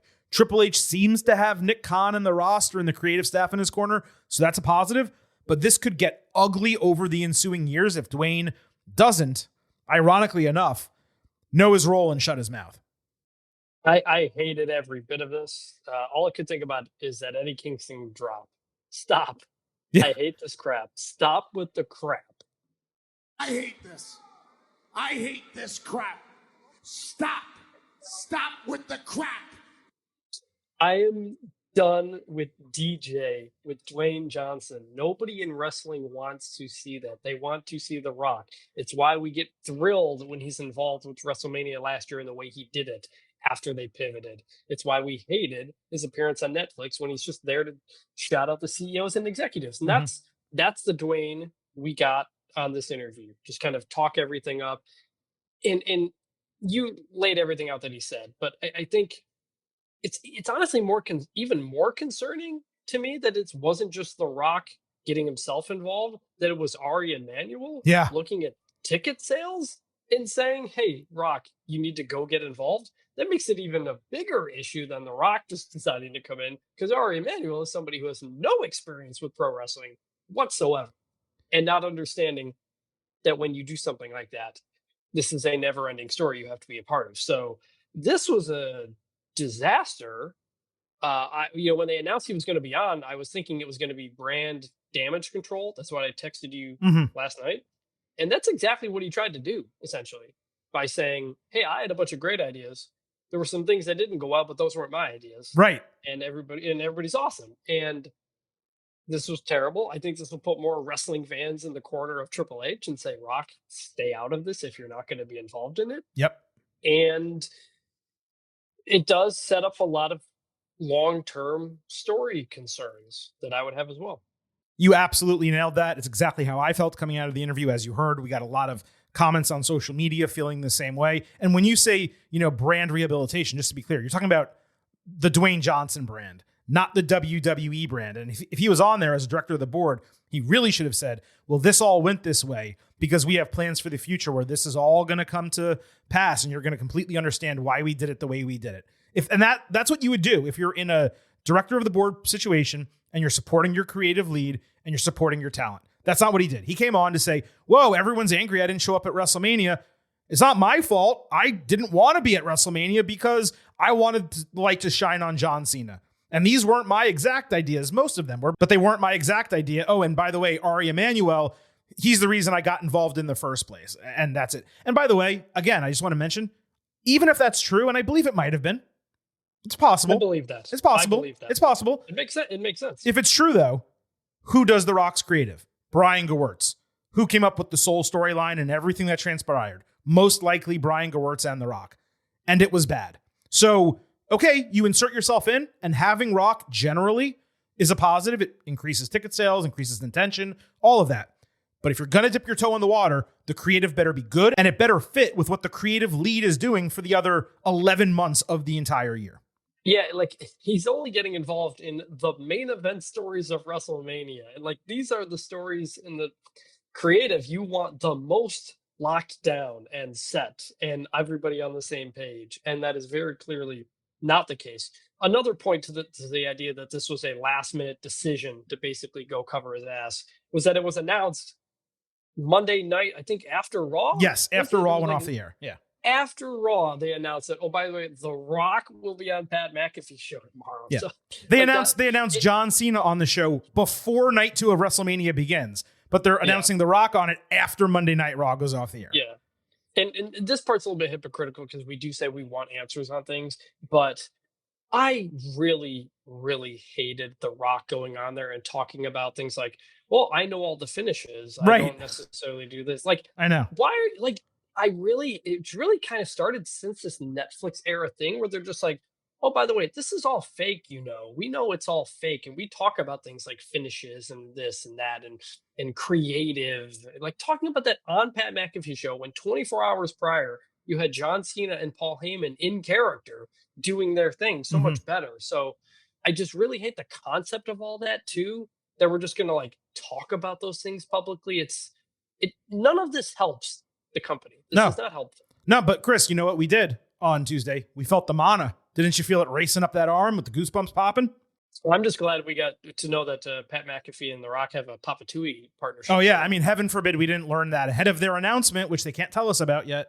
All right. That completes our WWE WrestleMania 41 second look, and it finally gets us into, I'm sure, what everyone really wants us to talk about. And I know it's late in the show for us to get started on this, but look, it's WrestleMania, and this is the way we do it every single year. We appreciate your patience, but folks, we have a ton to talk about from the Raw after WrestleMania and a little bit from the Go Home SmackDown to WrestleMania, and we're going to get into all of it by sliding into the main event. This is the main event. Now, this will focus on the 3 major storylines that developed on a Raw after WrestleMania episode that I can only describe as the best in ages. Returns, debuts, surprises, turns, major storylines and angles, literally all gas, no breaks. An A+ episode of wrestling television, the best of 2025 so far, any brand. This is what a Raw after WrestleMania should be, and to Triple H's credit, it's what he basically promised us on Sunday night. I would actually have to research to pinpoint the last time a Raw after WrestleMania delivered to this level, but it has been at least a decade, probably much longer than that, given everything that happened on this show. I want to preface this by pointing out, Chris, that what we talked about on both the Ultimate Preview and the Instant Analysis episodes of WrestleMania completely proved out here. One of the reasons why Mania did not deliver fully to expectation is that it was indeed used to kick off a whole new slew of storylines rather than serving as a culmination like we have come to expect from the biggest show of the year, like the way WrestleMania 40 transpired. It was odd to do it that way, no doubt about it. But if Monday night was any indication, we're in for a hell of a year. Yeah, I'm glad we ended the instant analysis too by saying, like, look, we know this is about what's moving forward, and there's a lot of cool things that could happen moving forward, some of which we theorized ended up happening. Indeed. Also, really quick, because there's no other spot to say this, a couple folks on the hard cam side had a ton of amazing signs during Raw. I don't think any of them crack our top 2, but there was Hogan Fears Unions, Dwayne Turn Up for Work, My Way Greater Than Fiend, and then Push Karrion Kross, and there were like 1 or 2 others as well. So credit to all the guys and girls who made those signs. Let's get into what happened on the Raw after WrestleMania. John Cena opened the show with his blacked out entrance, which was even better indoors because it included all of the lights down and just a single spotlight following him to the ring. It started with John Cena's sucks chants and boos, despite, the entire city doing the opposite 24 hours earlier. He also got a pyro celebration that even exceeded Cody Rhodes' normal amount. Cena demanded Mike Nash, who was the new ring announcer for SmackDown, but he was guesting for Alicia Taylor. She took the night off to rest her voice. He read a written statement calling him the greatest of all time, never seen 17, and the last real champion, and babyface chants followed that. Cena repeated that winners write history, and fans don't have the right to boo him one night and cheer him the next. They don't have the courage to apologize like he deserves. The crowd chanted, "We are sorry." A few said, "No, we're not." But Cena called them sorry lowlives, saying the fans mean nothing to him. That legit got asshole chants. Cena actually gaslit the crowd, saying they chanted, "We aren't sorry," which was a great move by him in the moment. The Titantron displayed the number 36, the dates that Cena promised to work. He counted down to 27 remaining, saying he doesn't even have to wrestle all of them since fans say he can't wrestle anyway. He just has to show up. Cena promised that the WWE title held by Bruno Sammartino, Roman Reigns, and everyone in between will go home with him. The last real champion, Cena called the fans heartless bastards for flipping between boos and cheers for Cody Rhodes, given how he put the company on his back the last few years. Then he told the truth. There is no one in WWE with the strength, speed, wisdom, or ruthless aggression of John Cena. That was a great line. He told fans to get their cameras out and savor the moment. He held up the title as the last real champ is here. Just as Randy Orton popped up behind him, hit an RKO out of nowhere, with Cena saying, "Shit," as he took it. And that was perfectly timed. Just as we said last night, and as I mentioned a few minutes ago, Chris, regardless of the finish at WrestleMania, the possibilities for a heel Cena run were crazy enticing. And I believe we even previewed a couple weeks ago that Cena Orton in St. Louis was a total no-brainer. I'm sure plenty of others had the same idea. Cena at the end was perfect, yelling shit on the RKO, making that pop even better. It was a great way to start Cena's title run and really kick off his retirement. What's incredible is that the tables turned and we're somehow getting heel Cena against face Orton in 2025. Imagine someone telling you after WrestleMania 40 that this would be happening a year later. Crazy. The presentation on Cena was nails. I loved the darkness and the spotlight. It gave the character that he's portraying such incredible gravitas, especially when you combine that with the date countdown and Cena physically carrying the company on his back, the WWE Championship on his tailbone. That countdown, as each day goes down and each defense passes, the intensity of him leaving with the WWE Championship, it's going to increase and bring this storyline to a crescendo. Doing a race against the clock, or a doomsday clock, I guess, that is brilliant. Getting more pyro than Rhodes was an incredible touch, kind of like JBL back in the day. And the way he mentioned Cody in the promo, it does make me believe the ultimate payoff will indeed be Cody just getting the title back at the end. Cena crushed this promo on top of that. Not surprising because he's a great promo, but he did a fantastic job threading the needle, given the expected positive crowd reactions. They kept wanting to cheer. He kept successfully getting them to boo. And when they booed Cody, calling them heartless bastards, honestly, it might have been the highlight of the entire promo. The dude is a machine with the mic in his hand. I presume as WWE moves out of Las Vegas, there's going to be less resistance to the heel work, more cheers for Cody, but there is an inherent difficulty doing a long-awaited heel turn for a legendary star during a retirement run in which each passing city he visits knows it's going to be the last time that they see him and they're going to want to cheer him. WWE may be battling against that for most of the next year. It's going to take a lot of work to overcome the fans' natural inclination to cheer this guy. But Monday night was a great start. Yeah, I mean, like I said, he is one of the best to ever do this on the mic. And that showed why. In front of a smarky crowd that wants to cheer him, that's saying, "We are sorry," he got them to boo him. And that is really hard to do. And that is why he was so good. And the Cena heel run, I almost consider the heel run beginning now. Agreed. And it's going to be a really good run. The build was bad, but it works and makes more sense when he is the champion. You know, that's why turning after winning Elimination Chamber on his own as a good guy didn't like fully make sense. And then when you didn't have The Rock to explain it, he was just he didn't have a ton to work with there for the last month. But now he does because he has the championship. Now he can really do the heel stuff. And this is going to be great. This was fantastic. This was unbelievable. This was solid. See, those are adjectives. Those are appropriate adjectives to use to describe something. And I love the idea of the countdown clock. And it was all great. Randy Orton also, by the way, licking his like lips right before he goes from the RKO is great.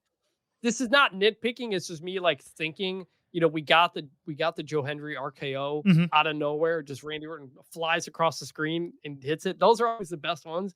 And I kind of wondered, like, would it even better if you do that? But if you do that, you may not audibly get the John Cena yelling shit into the microphone. Well, it's that. It's also the way he appeared out of the darkness because all the lights were down. And then you got that camera shot of Cena holding up the title and thinking he's this great badass. And it would have been a little bit repetitive, him coming from the side screen, as opposed to turning him around. So I'm glad they actually did it that way. But that was a great opener. Unfortunately, there wasn't anything more to it, right? So there's nothing to extrapolate further. I'm glad they opened with it because I was going to be very annoyed if we had to wait 2.5 hours to get Cena to do it. Yeah. There's so often the big thing to end a pay-per-view and we don't immediately get it addressed the next show because they want to drag it out, or sometimes we have to wait till SmackDown. Right. Thank you for giving us John Cena right away. Yeah, because this is a SmackDown storyline, despite you not knowing who's on what brand for some reason, even though the title and Orton have been on SmackDown. But is Cena technically on SmackDown? Yes. I know the title well, no, is, the title's on SmackDown, yes. But they're going to be there Friday, is my understanding. So they're going to continue this immediately. And I think Cena has 2 dates before Backlash, but there's only 3 weeks. So he's going to be there for most of the build. And, of course, Backlash itself. Of course, that match isn't even announced yet, but I'm quite sure it will be on Friday.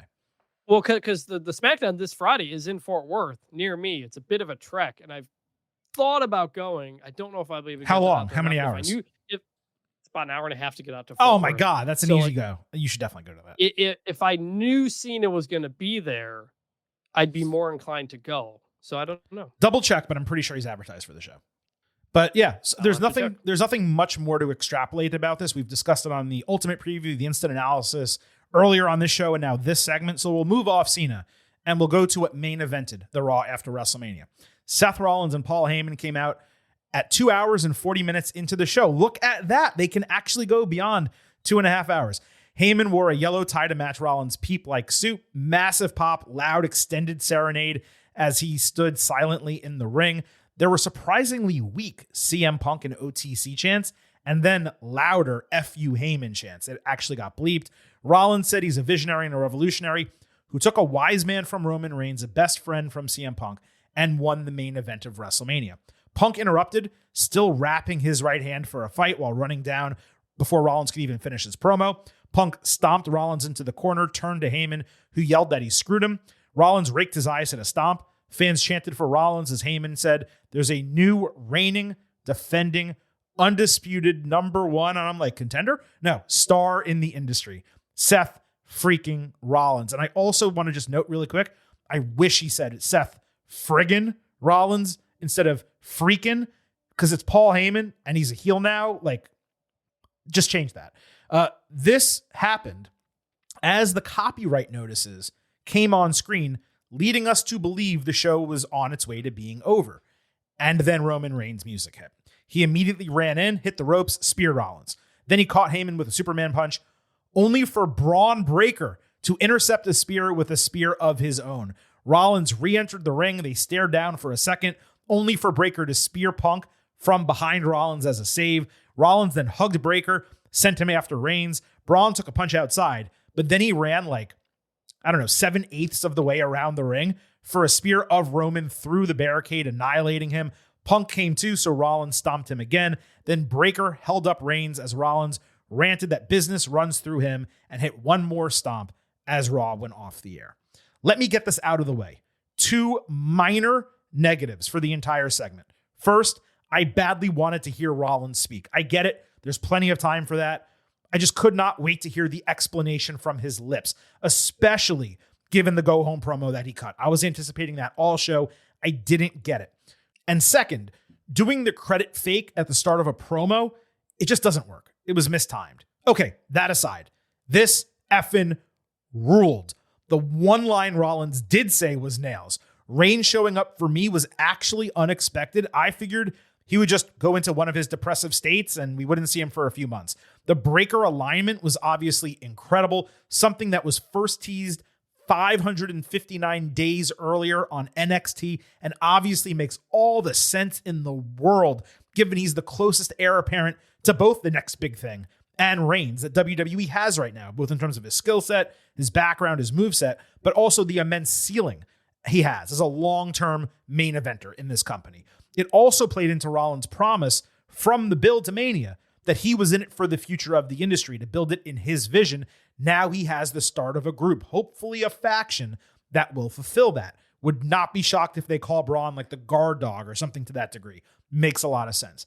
The spear of Reigns through the barricade, it almost felt like a passing of the torch moment. The utter devastation of Reigns and Punk, that served perfectly as a write-off for both guys, while Rollins dominates the Raw scene, presumably takes the title off Jey Uso down the line. Perfect, of course, given their interactions on TV last year and Jey being part of Roman's family. It also incredibly sets up for when Reigns does eventually return. You have the start of a group that could go head-to-head with a bloodline should it reform. There's some evolution elements here, but I'd go all in with an actual dangerous alliance, bringing it back for the first time in 30 years. Heyman spearheading a mega group of heels. There's so many ways they can go with this, Chris.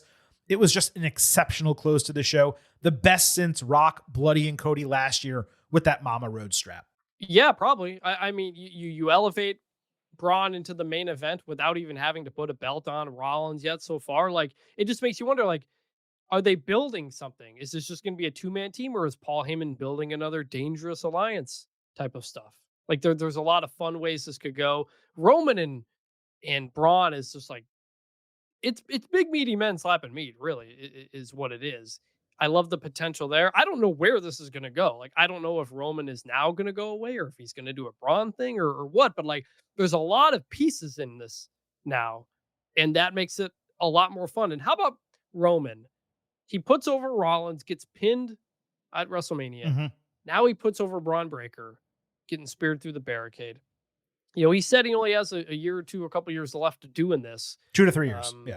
Yeah, he's and he's putting guys over. That's great. He also lost a few times over the last year as well, including at the main event of WrestleMania last year. So he has been doing jobs, and to your point, This is Monday Night Meat. we got some Monday Night Meat in the main event of the Raw after WrestleMania. Expanding ahead just a bit, I truly hope this is a long-term alignment. Eventually, Braun will turn on Seth. We all know that. It should not be for a while, like at least a year, if not longer than that. This dangerous alliance or whatever it becomes, it needs to have more than 2 guys, Chris. Probably another single. Could I interest you perhaps in Austin Theory to take the Randy Orton role with Breaker as the Batista? Another sensible option for a lower guy could be Nathan Frazier. He was Rollins' student. But I would absolutely hate to have them break up for Axiom in order to make that happen. Could Axiom work heel with the mask? I don't know. Other great options: Carmelo Hayes, Trick Williams, Ricky Saints coming out of the WWE draft, Ethan Page as well. He's a little bit older. Mello would probably be the best possible choice. Theory would be the guy who could immediately benefit the most. There's another key person I 100% want added to this faction. I talked about it on the WrestleMania Instant Analysis. I'll circle back to it in the next segment. But Chris, are you in agreement with me that this needs to be super long-term, no Rollins Breaker split for a while, and this faction really needs to be 3, 4, maybe even 5 people? Yes, I don't know about 5. I'm wondering 4 if you do like an evolution type of thing. I was saying 5, including Heyman. Just to be yeah, clear. you mentioned it too, but like Seth did have a faction briefly during COVID. He did. During the pandemic there. Theory was in that. I He think, was. If I recall It was Theory correctly. and Buddy Matthews now is his Yeah, name. Buddy Murphy. yeah. then. So yeah, and we liked that. It was great. It just, I think the COVID of it all just kind of made it difficult, but yeah, a lot you could do there.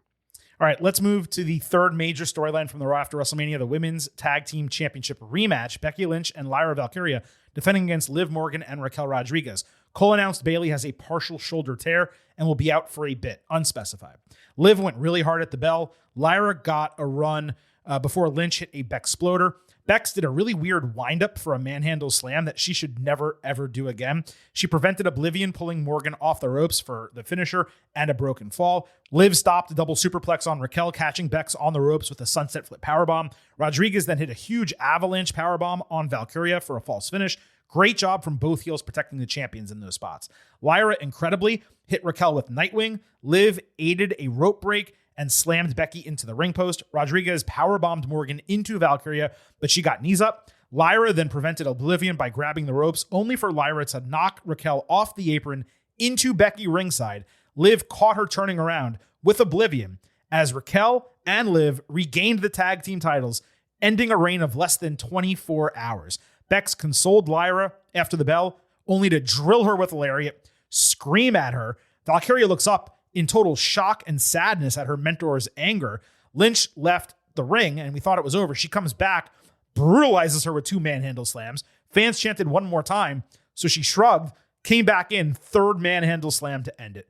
I loved every second of this. Well, except the long commercial break early in the match. First of all, this match kicked the ever-loving shit out of what we got at WrestleMania. 4.25 stars A. Lyra looked amazing. Both teams worked incredibly well together. Becky somehow shook off ring rust she had 24 hours earlier, switching the titles right back. That was 100% the right move for a multitude of reasons. Primarily, getting them on the right team after creating a simple WrestleMania moment, coinciding with Becky's return, and a temporary team-up with someone who idolized her. People saw Becky and Lyra together, but they saw it in NXT, not the main roster. So they explained that storyline on the main roster. It also allowed Lynch to get her revenge on Morgan, wrapping up that storyline before she went heel. Now, Liv and Raquel, they rightfully get to continue their reign and brag about being 4-time champions. Lynch moves into a hot feud that's going to elevate the Intercontinental Championship, whether she wins or loses. Winning makes a lot more sense now that we have confirmed that she's a heel and a Bayley program can follow. I believe the Bayley attack might be retribution for something around like SummerSlam 2022, but I need to double check on that. But there's a tie in there. And this, of course, fit that Lyra cost Becky a title immediately after she helped her win one in a grand moment on the grandest stage at WrestleMania. She was back at the side of a countrywoman who idolized her, and then she cost her the strap. Becky, she was okay with losing the title to Lyra in NXT, but costing her a title on the main roster, that's a different thing. What I loved about Becky's heel turn, it is so much more appropriate now in 2025 when there is a bevy of baby faces on the roster. She's not needed as a babyface right now. They've done fine without her over the last year. This could not have been done any better, Chris. I largely disagree with that, Wow. mostly because we haven't heard a word from Becky, right? Between the comeback and the heel turn here, she hasn't said anything. And so, I guess other than the press conference, which was with Rue, sort of who was really cute, out of character, whatever. Yeah. But this felt like Vince booking, to be honest. Like, Bayley's out, Becky's in. They win the title, they lose the titles the very next day. Like, what was the point? I just why did they need to win them and then lose them? I just explained it to you. What? I literally just explained the entire point. You're putting words into Becky's, but Becky No, I'm hasn't not. told us that. No, I'm not. I'm telling you just what happened on television. So they got a big return with Becky and a WrestleMania moment upon her return, winning the titles. She won them with her countrywoman, who, while people may have known that they were, both from the same country and knew each other to a degree, their entire storyline transpired on NXT. This put it onto the main roster and told fans that they're together and aligned them and made sense of this being an attack storyline for the Intercontinental Championship. It created another storyline with Becky and Bayley coming out of it. It gave heels a 4th title reign, so they get to brag about that even more. And it created a moment on two different shows, and it enhanced the storyline dramatically for the main roster audience. I don't know what else you want. You could have done this entire thing on Mania. Have Becky come out and they lose, and then she turns. I don't like what this does to the women's tag team championships, which have had issues for so long, and we've got some really good tag team champions right now. To then drop the titles and win it back the next day, that's what you would do with the Intercontinental title when like Wade Barrett was holding it in like 2013. I'm pretty sure that's happened. No, he would lose it in 24 hours and not get it back. He would lose it in 24 hours and not get the title back. No, Zack Ryder would win the title at WrestleMania and lose it the next night on Raw and never see it again. This is completely different. That's my problem. It's not good for the tag team championship belts. It's story together. It did nothing. It did nothing negative for the tag team championship belts. I can't even stress that any greater. They're champions again. I think it was very much negative. They're champions again. They proved their greatness. They got surprised by Becky on the main show. They weren't prepared for that match. They lost to arguably the GOAT.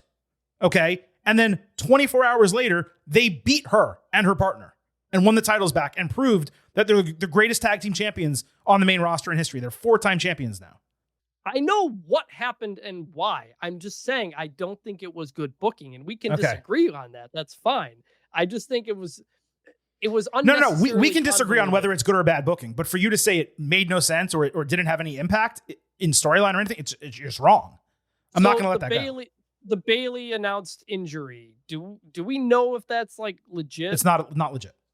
So yeah, it's a very strange 3 days for the women's tag team championships, and I don't think that helps the belts overall. That's my main point. Okay, I don't think it impacts switch titles. That's my thought. I don't think it impacts the titles at all. I think it helped Lyra Valkyria.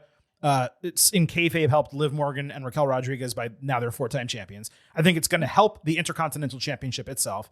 And I think we're going to have a really interesting, not just Becky and Lyra story, but Becky and Bayley story coming out of it. When you're going to have two of the four horsewomen competing over a title that we were angry was left off WrestleMania. This is the reason why.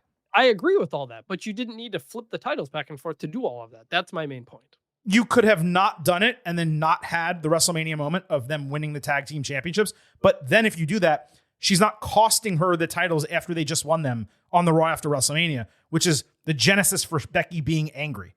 I know, but when she comes back from a year off and they just win the tag team championships, that does not make the tag team division look good. I agree that it doesn't help the division, but I disagree that it hurts the division, is what I'm trying to explain. Okay. That's all I'm trying to say. At FrankAsh95 asked if we see Bayley and Lyra getting cheered over a returning Becky, given Bayley has been ice cold and Lyra isn't red hot. Well, you know what? I may have agreed with you like a week ago, but coming out of this weekend and Monday night, Lyra sure as hell seems to have a lot of fan support, and smart fans are going to be totally behind Bayley given the way all this transpired. I think coming out of Vegas, yeah, this will work. Oh yeah, Lyra's in a fantastic spot. She's been made more over the last month after barely appearing on television. People are behind her. They're doing the woo chants. This is going to be a great story with Becky. Yeah, Lyra's in a great spot. By the way, we now have Cena, Rollins, Becky, and Naomi all as heels. These are mega baby faces when they're pushed that way. If they can turn Belair as well, we're going to be eating. I mentioned this on the instant analysis, the concept of a two-man power couple trip inside of Rollins' stable with Heyman. It just makes me salivate. No idea whether it's going to happen, but Lynch being part of that crew would be perfect. If not her, the move would be to call up Jordynne Grace from NXT. You could do both and have them create a team. Consider what a faction of Rollins, Breaker, let's say Theory, Lynch, and Grace could do with Heyman at the helm. You're talking about an all-timer faction right there. I don't want to get out over my skis and be disappointed if they don't add anyone or they choose other people. But Chris, the possibilities are endless for this group. Yeah, I like that idea. I don't want to get too far ahead of just creating a faction that's not going to happen, but that'd be a lot of fun. I also just wanted to quickly mention, I was left wondering after the attack, you had Tatum Paxley and Gigi Dolan in the front row. They're challenging for the titles on NXT. Tatum, her love is Lyra. She doesn't run out to help her. Like, was she shell-shocked? That love runs deep. I feel like she should have just shown up in the ring afterward at least. 5 seconds on them, and then you move off the shot. But I just wanted to put that out there. So that wraps up the 3 major storylines from the Raw after WrestleMania, but we have a lot more to discuss, and we're going to get into it right now in the good, the bad, and the ugly. Hey, yo. Survey says 1 more for the good guy. Say hello to the back. Don't sing it. Bring it. Now we have Vintage for limited time, so we're going to talk about some of the topics he wanted to discuss up first. And surprise, surprise, folks, it's not Io Sky. Gunther showed up ranting to commentary at the end of a commercial, seemingly yelling at Cole for how he's spoken about him. Cole said, quote, "I'm not the one who tapped out, bro." And McAfee tried to step in front of him, so Gunther shoved Pat and started choking Cole in a sleeper hold. McAfee jumped in to break it up. Gunther ultimately choked out Pat in a sleeper, while all his bros from his show jumped the barricade trying to help. Security and producers, they had to stop them as civilians from getting involved, so there weren't enough security to stop Gunther from nearly killing McAfee, who turned beet red in the face during the chokeout, and that was locked in deep for a good 30 seconds. Fans chanted, "F you, Gunther, you tapped out, McAfee," and Pat sold the shit out of this, even collapsing at the bottom of the ramp on his way to the back. I didn't understand those chants because my thought this entire time was, but I want you to know this. I prayed for this and it happened. Adam Pearce told Cole backstage to take the night off. Cole thought his nose got broken, told Pearce he needs to do his job and protect commentators so they can do their job. So he was going to return to ringside. As this happened, Joe Tessitore took over at ringside. Cole walked back out to Michael Cole, chants. Huge pop for him. Meanwhile, Silver King sits here wondering, again, why the fans are chanting all of this at Gunther. Dude made a massive babyface turn the night after WrestleMania. Talk about fickle. This was a hell of a segment. Gunther finally shutting up Cole. McAfee finally getting what he deserved for months, but especially the last 3 days. And credit to Pat for a legitimate top-tier sell by a non-wrestler. I totally believed, and it might have been true, that he was getting choked. Like, he sold it in the moment all the way around the ring and even backstage coughing and drinking water while going into the trainer's room. I also very much like how McAfee stood up for Cole, kayfabe and reality, given they've become friends. I loved that they had Tess at the ready. I wondered if it might have been a little bit more effective for commentary to just be silent with a wrestler coming out from back, stepping in, maybe like The Miz or something, before Cole came back. But this worked incredibly well with Cole ranting afterward that it was an assault and Gunther needs to be punished. Cole did an excellent job as well, selling his depression and anger at the whole deal. It seemed like a write-off for McAfee, and I thought he was going to take a few weeks off because of the NFL draft and all that. But he was right back on his show Tuesday interviewing Dwayne Johnson, so I presume he's going to be on Raw Monday night. But this was straight up awesome top to bottom. The best thing Cole and McAfee did all WrestleMania weekend, and Gunther got a massive reaction, allowing us to somewhat forget the way he dropped the title. Easy good. Yeah, I mean, we opened this podcast complaining about McAfee on our commentary, but dude was great in this spot. Yeah. He really was. He standing up for Michael Cole made sense. His selling of the sleeper and everything was really good. Even his friends jumping in to save him, like in kayfabe, that all worked. So that was interesting. I'm with you. Where like, if he had done this in like August as his write-off into football season, that would have been perfect. But I can't imagine he's going anywhere anytime soon, because other than the draft, there's no football or anything else coming up for a while. So I don't know if this means Gunther McAfee is a feud at some point. That seems unlikely at this time of year. Well, but I have an idea about that, but I'll let you finish. I don't know. Or maybe it was just simply Gunther needs to do something to get his heat back, and this isn't necessarily the story. But this was good segment. I liked it. Michael Cole was fantastic here. Frankly, I thought the more heel thing for Gunther to do would have been to attack Cole. Oh man, I know. Like that would have been great. Like that would have really gotten the heat on him. But McAfee stuff worked too, and the crowd was into it. So like what they were going for totally worked. Tessitore, another little thing here. Joe Tess coming in on commentary, but not being fully ready. So he just has a collared shirt that's untucked, essentially. His chain is sticking out a little bit, little chest hair. His sleeves are rolled up. Yeah. That was a great detail. Great details on that. And it goes, all of that was great, which takes me back to real quick, them the next day having The Rock on the show, and they're talking about creative and finishes. And it's like, that's you, including all of his buds. Like, you guys came in to the show, like, and now you're just, oh, by the way, that's not a real thing going on. Yeah. So I'm sure they talked about it early in the show. I didn't hear the first start of the show because I don't watch that show, but I would presume that it was a huge topic right off the top. I will note what you said about Cole. I agree. Like, it would have been more effective if it was Cole, but I think we all know the reach of it being McAfee. Like, they had to do it with Pat. Yeah. I have a really strong feeling. I know the angle here could be wrong. Silver King has been occasionally wrong every once in a while, but as someone said on this earlier edition of the podcast, or a couple minutes ago, I should say, been pretty nails of late. I think the angle here is going to be used to bring Goldberg back. I would bet significant money that Goldberg appears on a McAfee show, calls out Gunther, like they get into it about him. Then on a future Raw, Gunther goes after Pat. Goldberg comes the next week, attacks Gunther. That's your match at SummerSlam. That would make a lot of sense. Goldberg actually was tweeting, I think today, a video of Cole or something. I didn't click on it, but he tweeted something about commentary. So now that you're saying that, all those pieces go together. It's a bit early. We have a lot of time until SummerSlam, but you know what?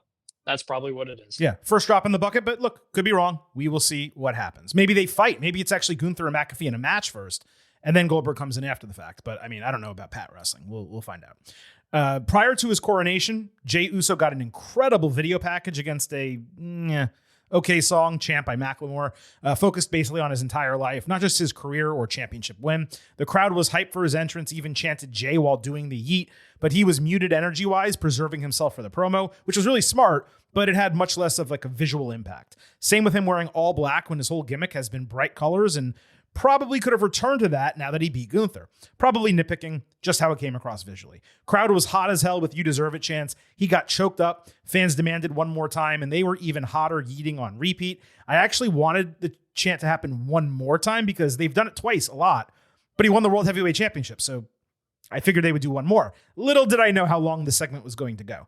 Jay bragged about making Gunther tap out, promised to do everything he can to make the fans proud of him while he carries the title to the best of his ability. Sami Zayn made a surprise return, got a great pop, hugged Jay. They got Usi and Sami Uso chants. Zayn regretted missing WrestleMania and not being there to help with Gunther, but said he had to come to Las Vegas to ensure he was the first one to tell Jay that he's proud of his brother and he loves him. We'll forget that Jimmy came out at WrestleMania. Crazy amount of emotion from Sami. The crowd went wild eating for both of them on the ropes when Sami suddenly drops down and starts staring at Jay's back. And the crowd immediately quieted, thinking something was going to happen, but they just hugged. Jimmy then came out. He was wearing Jay's shirt. They did a three-way handshake. Kept expecting something to happen, especially once Zayn dropped off the ropes. I'm sure that was the intention to make us think exactly that. Perhaps it'll come sooner than later, but Jimmy coming out prevented it. Not sure if he did, and that was the case. Maybe they could have timed it up a little bit better. I tweeted that Sami turning heel in the moment would have fed families, and it would have. But you know what? There was nothing wrong with one full-on feel-good moment. It did last way too long. I was exhausted by the time it was over. I'm like, let's just get to the rest of the show. And it was funny because the show went like 2 hours and 50 minutes, and I wanted them to cut, 5 minutes off and make this segment shorter, but it was good, and it set the stage for an intriguing possibility. Everything about it was good, and Jay deserved that moment and everything, and Sami was cool. But we all were just waiting for the heel turn. And yeah. I don't know if that was them just like pulling a ruse on us of like, we're going to really, really drag this out and not do the heel turn. Like, I don't know if that's the thought process. Like, the longer it goes, the more we think it's going to happen, and then it just doesn't happen. But I texted my brother during that. I was like, what the hell is going on? It was like 10 minutes in or something like that. Yeah. And it was like, nothing's happening here. He didn't even cut some like really long promo or anything either. So kind of a weird segment, but I think we know where it's going.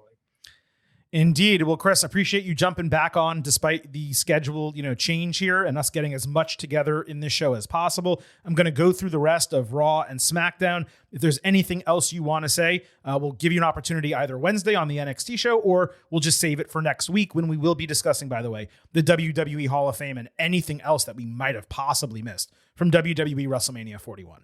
All right, man. I'll talk to you next week. Yep. Next week it is. Io Sky got big time chants calling WrestleMania the best night of her career. She beat the best, which makes her the best, meaning the crowd will never forget her. All of a sudden, NXT champion Stephanie Vaquer interrupted, getting a huge pop. I love that for her. McAfee was awful when she came out, unfortunately. Vaquer offered congratulations, introduced herself, showed respect as La Primera chants took over the arena. But Vaquer said in Spanish that she's here now and she's better. Io accepted the challenge, and they freaking made the match immediately. If this was a more adult show, I would explain to you exactly how I felt about this booking. Credit to the fans for zero what chance during a promo with two women who don't speak English natively. With some growth from the WWE universe. I like it. Io Sky fought Vaquer in a non-title match. A literal dream match out of nowhere. It is rare something in wrestling gets me to stand up and like drop the laptop, stop taking show notes, and come back and do it later. This did.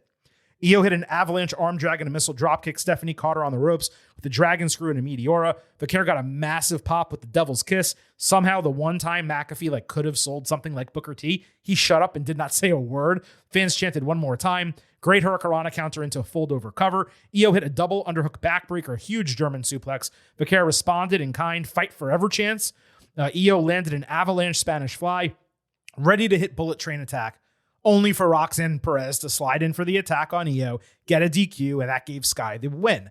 Julia then popped in, booted Vaquer, and Julia went after Io. Roxy attacked Steph. That led out Rhea Ripley to save with a headbutt to Perez before Julia dipped for a stare down. Rhea then picked up the title, handed it to Io with a slight tug basically saying she's still coming after it, but clearly giving her respect. This was on its way to being an all-time classic TV match before the DQ. And that was obviously necessary because there was no way you could have Io, who just beat the top 2 women on the main roster, or Stephanie, briefly a double champion who beat 3 of the top women on NXT, lose in a random TV match, even if it was the Raw after WrestleMania. I'd rather have gotten the match, the moment, and the segment than the alternative. I'm giving it 4 stars and an A- for the match because it had no conclusion, but this was on its way to being a firm A. Who knows, maybe higher. It was immense work between these two in a first meeting, done somewhat randomly, and you can only assume without much prep time. Imagine what could happen in like a multi-match program between them. Factoring in the NXT stars to push the post Stand and Deliver show while getting Julia main roster love for the first time, plus giving Ripley an opening to show Respect the Sky without really changing her trajectory. All good. I mean, shit, they put some of my favorite people in one segment. What else could it be? Now, a few of you pointed out that Ripley was not needed here. I suppose that's true. She was a little bit forced, but if the faces were going to come out on top, and Io just retained the title, so you kind of want her on top after this, you needed someone to make the save. At J1 Udden said that it would have been a perfect 10 out of 10 segment if it ended with Bianca taking out Rhea as the last wave. I somewhat agree with that if they were on the same brand. But because Belair's on SmackDown, the idea most likely is to separate them immediately after WrestleMania for 7 to 9 months, and therefore I understand why they did it this way. Let Bianca move back into the Naomi and Jade deal. Let Rhea do her thing on Raw. Io, over the last 26 hours, got to fight and stand out against the 3 other best women in the entirety of WWE. I think this is the happiest I've ever been as one of her fans. With a tear in my eye.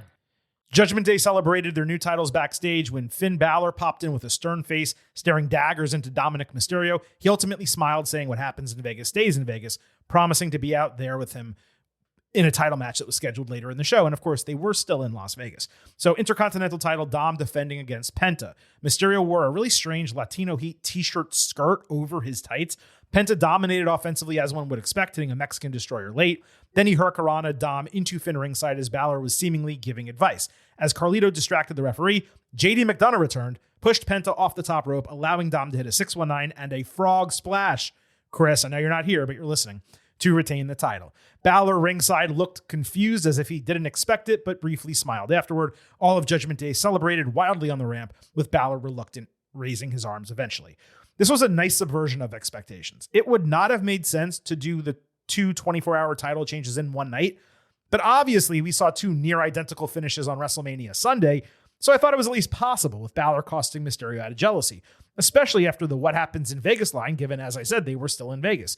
But using this as a spot to return McDonough nearly 3 months on the shelf, add that to Balor's list of internal struggles because he clearly didn't know he was going to be there. That was really smart. The match was solid. Dom got a celebration moment the night after WrestleMania. This was good. New Day entered to celebrate their WWE Tag Team Championship win. They walked by Karrion Kross, who gave them a knowing nod, the first person, I think, to respect their turn, which makes sense given he initiated it like nearly a year ago. New Day said no tag team alive or dead is better than them. So the Alpha Academy Babes, whatever they're called, they had Maxine Dupree remind that they squashed them in 60 seconds a few months ago, goading New Day into a title shot. Just as that match was about to start, the lights went off, and Rusev returned looking like some guy named Miro on Rusev Day of all days. New Day dipped out. Rusev destroyed the faces, getting Rusev Day chants at the end. It was an odd return in that, sure, like Rusev crushed some baby faces, the right baby faces. And I believe when Brock Lesnar debuted in WWE, they had him against the Hardy Boys, if that is correct. But there was no logic in him doing it this way. On top of that, just on a personal take, he was the one AEW release in particular where I just saw no need for WWE to bring him back. He literally adds nothing that the company does not have. Plenty of big, strong dudes, plenty of power wrestlers. Why bring back a 39-year-old to a loaded roster when you just don't need him? Now, the proof is going to be in the booking, ultimately, as it always is. Deadline reported because for some reason, Miro and Lana have become like a Hollywood couple. I think they just put their name in TMZ a bunch of times. But Deadline reported that it's a 2-year deal for Rusev and that Lana also signed a WWE Legends contract, which has to be the greatest stretch of the word legend I've ever heard. But I guess it's relatively low risk, all things considered. One other mistake was not going with his original theme music, even if it was just for one night. The new one actually isn't that bad. It's kind of unique, but as is usually the case with Def Rebel, it doesn't have enough bass to evoke the emotion that they are trying to go for. This is so borderline for me. It's really just an indifferent grade. I'm going to say light bad, given the lack of creativity for his return and the presentation, but really that's more about my personal taste. There's no question the crowd popped huge for him coming back. Now, we spoke on the instant analysis about how Logan Paul said he would be a full-time wrestler, but never lived up to it even during the most important stretch of the year, the road to WrestleMania. Well, guess what? He wasn't even on the Raw after WrestleMania, the next night. And the segment we got pre-taped after Mania was Paul saying he would wrestle anytime WWE calls him to wrestle. So he has no title aspirations or anything. He's just waiting for WWE to call him. Again, so much for full-time. AJ Styles backstage said losing to Logan was a hard pill to swallow, but he's willing to take his L and move on. Cross interrupted him, furious at his mindset, saying Styles is the best of him, which means Paul is now legitimized, best of them, meaning all of the wrestlers. Styles refused to go heel, saying he hated the guy he saw in the mirror last year when he feuded with Cody, and he wouldn't let Cross take him down. The Logan part of this was nothing. AJ and Karrion were a light good as a sensible storyline continuation. Styles' utter refusal to go to the dark side, relating it to what happened with Rhodes, I think that was pretty smart. Cross showing pure contempt and then frustration to the point it looked like he was going to pop a blood vessel. That was extremely strong as well. So that wraps up the Raw after WrestleMania. Before we go over the remnants from SmackDown, I just want to clarify what we got on this Raw. The incredible Cena presentation, an all-time RKO, Io and Stephanie out of nowhere with the strength of the women's division getting flexed, Becky turning heel, Pac getting choked out by Gunther, fans chanting for Cole, Rusev returning after years, JD returning from his injury, Sammy returning and teasing something major, Jay getting his huge celebration, significant Judgment Day development, and then Breakker joining Rollins and Heyman taking out Reigns and Punk. This show nearly went 3 full hours. It was straight up jam-packed. So I'll reiterate one more time. This is what a Raw after WrestleMania is supposed to be. Kudos to Paul Levesque and the creative team for getting that done. Over to SmackDown. The Andre the Giant Memorial Battle Royal. Ray Phoenix and Shinsuke Nakamura were the only wrestlers who got entrances. Phoenix's entrance had a third different introduction in as many weeks. Fans didn't even realize it was him at first. WWE has a major, major problem with these entrances. Other notable wrestlers in this: Chad Gable, Andrade, Ludwig Kaiser, Melo Don't Miz, Dragon Lee, and Karrion Kross, plus a bunch of tag teams. Phoenix eliminated all of Legado del Fantasma, even after shaking hands with Santos Escobar. Otis eliminated the Creed brothers and himself. The LWO and Andrade teamed up to eliminate Gable. Dragon actually got booed for taking out Kross. Karrion has fully gotten over. Nakamura caught Lee with Kinshasa and eliminated him with a release suplex. Miz saved Carmelo Hayes, sacrificing himself. Melo, Andrade, Phoenix, and Nakamura were the final 4. And they were the appropriate final 4. Andrade won a fun sequence with Nakamura. Phoenix failed to eliminate both by stopping a springboard Spanish fly attempt. El Grande Americano pulled the top rope as Phoenix tried his walking PK, leading to a Melo Andrade rematch. Melo ate the awesome back elbow, came back with a lifted cutter. Then he avoided the springboard Spanish fly, dropping off the ropes to eliminate Andrade by flipping him over the rope by his leg. Miz came down to celebrate with him. This was a really fun Final 4, and I gotta say, it was the perfect booking to get the win for Melo. Exactly what it should have been, exactly the right winner. He needed it the most. Nakamura turned the clock back a bit, and I couldn't help but think about these 4 guys rotating around the US title scene for a while. Going commercial free with the Battle Royal, it was risky, but it actually worked. And we not only got the ending to the Best of 7 series, but we saw multiple other feuds develop within the match. As some of you, including Jordan at Always Ballin' 24, pointed out, yes, I believe I had that when it came to Melo. And plus, Gable got a chance to wrestle on Mania weekend at least. This may have been the second best Andre the Giant Memorial Battle Royal ever. Easy, easy good. WWE Tag Team Championships, Street Profits defending against Motor City Machine Guns. Angelo Dawkins wrestled in a pleather hoodie muscle shirt for some reason I simply could not understand. Guy looked ridiculous. The Profits hit the Doomsday Blockbuster early for a broken fall. MCMG did a dropkick aided flatliner. Profits hit a pounce German suplex. Montez Ford later did the Tope Con Hero over the ring post. DIY interfered at that point and literally stole the tag team titles. Nick Aldis and security backstage, they found DIY, forced them to hand over the titles. Then he announced they will be defended in a triple threat TLC match next week on SmackDown. So the match never hit fourth gear. So many of the spots were not executed cleanly. It just felt like everyone involved was going through the motions. The crowd, which was strong in Las Vegas, they did not react well. It's crazy how this division was slowly getting hot, only to be completely cooled off. The Triple Threat TLC match is obviously quality booking in terms of a match, but I simply do not understand why it's only 3 teams. Why not still involve Pretty Deadly and Los Garza? When this was announced, the Las Vegas crowd appropriately booed it because they hoped it would be at WrestleMania, which was fair to expect when, it's being announced one night earlier in the same city. And if you're not going to do it at Mania, why not do it on the go-home show? So this was really strange. I got to say light bad overall here, not just for what happened Friday, but really the way the division's been handled over the past month. Now, unrelated to this booking, Tommaso Ciampa suffered an absolutely nasty gash on his chin that must have required dozens of stitches at least. The consequence is that he was forced to shave his beard. An oral loss akin to when Wesley cut his braids. Real tough sledding for Ciampa there. Chelsea Green backstage handed Nick Aldis a formal complaint over her countout loss last week. He agreed to correct the injustice by turning a 6-woman match into a singles match, seemingly non-title. He also banned Secret Service from ringside. So we got Green against Zelina Vega. They played into the countout gimmick a few times. Vega won, hitting an Avalanche Code Red in 3 minutes. It's clear the idea was to get the result planned for last week. Only getting 3 minutes on a 3-hour show was absolutely abhorrent, especially because it included the champion being defeated in order to create a number 1 contender. To beat the champion, to be able to beat the champion. That doesn't make any sense. Automatic bad. Hopefully the title match actually goes hard and both get the time they deserve, but this was immensely disappointing. And lastly, there was another smoke-filled vignette. This time it showed a black leather chair flashed 4/25/25 this Friday in Fort Worth, Texas. And there was a voiceover that said a bunch of stuff, including "accept damnation." A figure also showed up on screen, but the face and body were totally covered. So this was simultaneously the most we had gotten to this point, yet they still didn't give everything away. It was played immediately before Zelina's match, and I believe that happened last week as well. So that's clearly a little bit of a tease for fans who know that Zelina is married to Aleister Black. Now, look, we wrapped up the main event. We covered the good, the bad, and the ugly from both the Raw after WrestleMania and the go-home to WrestleMania. It would normally be time to end the show. But I'm afraid I've got some news.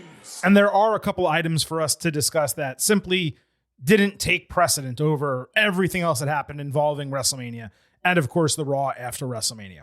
Cardi B is going to officially serve as the host for the first 2-night WWE SummerSlam emanating from MetLife Stadium the first weekend of August. Now, her getting involved with WWE, that has been a long time coming. Given she's from Washington Heights, it makes total sense for her to specifically be involved in this show. Curious to see how she gets integrated. I could see Cardi having some type of role with Bianca Belair, Naomi, and or Jade Cargill. Wherever that ends up in a few months, it does feel like it might be building to a mega triple threat. Maybe she's the ring announcer, maybe she accompanies one of them to the ring, or maybe she just has no involvement whatsoever.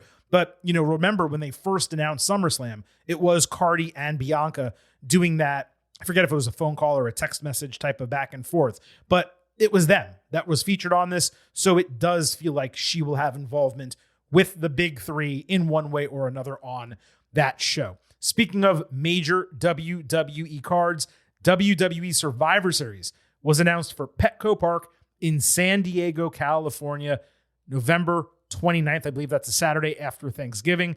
It was not called War Games, but given it's another PLE in California, that means another daytime stadium show for the final main event of the year. As has been the case with WWE in the past, they have announced Survivor Series and then added War Games as we get closer. So I would not take this to be an indication one way or another about having the match. But I do believe, especially after this past year, taking a 1-year break from the War Games concept would probably be a good idea. Now, WWE also announced it's going to hold consecutive shows on Saturday, June 7th, with the first being the Worlds Collide event involving NXT and AAA talent, the Mexican Lucha Libre acquisition that we discussed on Saturday's Instant Analysis. And if you want us to go in depth on that, I don't want to say we went in depth because there's only so much that we actually know at this juncture, but we first discussed it on that podcast, and we'll talk about it again in a moment here. But that's the first event. The second is WWE Money in the Bank. They're going to be held respectively at the Forum, 3 p.m. start, and the Intuit Dome, 7 p.m. start. Those venues are only 1 mile apart. And there will presumably be, 60 to 75 minutes between the shows. So fans can theoretically go to both, I would say with relative ease. John Cena has already been announced for the Money in the Bank show. And this begs for me 2 conversation topics. First, it's going to be the back-to-back WWE shows in the same day, like we got WrestleMania Saturday. And again, it's happening on the West Coast, not on the East Coast, where it's late afternoon and then evening. This is going to be early afternoon and late afternoon. But this is actually 3 straight shows for TKO because UFC is doing an event at 10 p.m. in New Jersey all the way across the country. And this just seems immensely dumb on both accounts. Why not do Money in the Bank on Sunday? That way Worlds Collide can stand on its own and get a later start. Second, this is going to mark the first time since the pandemic that Money in the Bank will happen before July, though it has alternated from May to July. In its history, it's had some dates in June. That means WWE's schedule through the summer is going to look like this. And I know that me verbalizing this might make it difficult to picture on a calendar, but try to stay with me because I think you're going to lose your mind here. Backlash is less than 3 weeks from now on May 10th. Saturday night's main event is going to be 2 weeks after that. Money in the Bank is then going to be 2 weeks after that on June 7th. So a month after Backlash, but with a Saturday night's main event directly between them. Evolution, still unannounced as of right now, is going to be a full month later on July 5th. And then a Saturday night's main event is expected 1 week after that. I would assume it's going to be mostly men on that show, given they're getting an entire Evolution card. And then there's only 1 month build from Evolution, let's say, to a 2-night SummerSlam. And that to me is insanity. The Saturday night's main events are really the problem causers. And while nothing happens on those shows, it still takes TV time to book.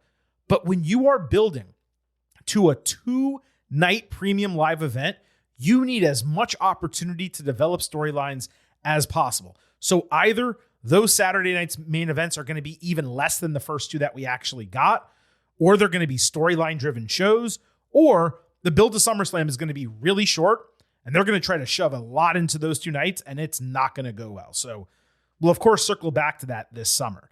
As far as the WWE purchase of AAA, despite us discussing it late on Saturday's show, I thought we actually provided a comprehensive look. Not sure there is much more to say other than the deal won't be finalized until after that Worlds Collide show.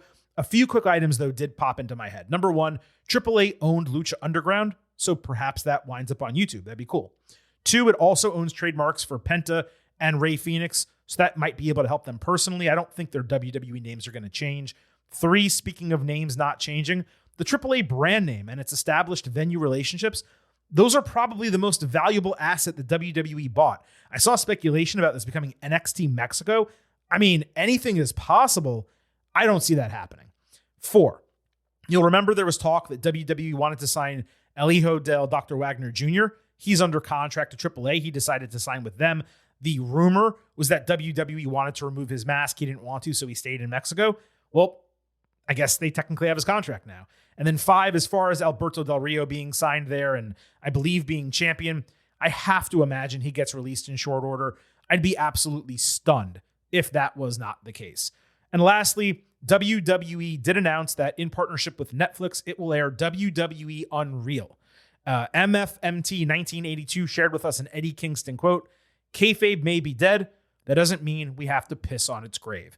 And that was exactly how I felt with this announcement and seeing the trailer, even though we knew this show was coming. Basically, they're promising to take you behind the scenes fully into WWE creative and preparation for shows.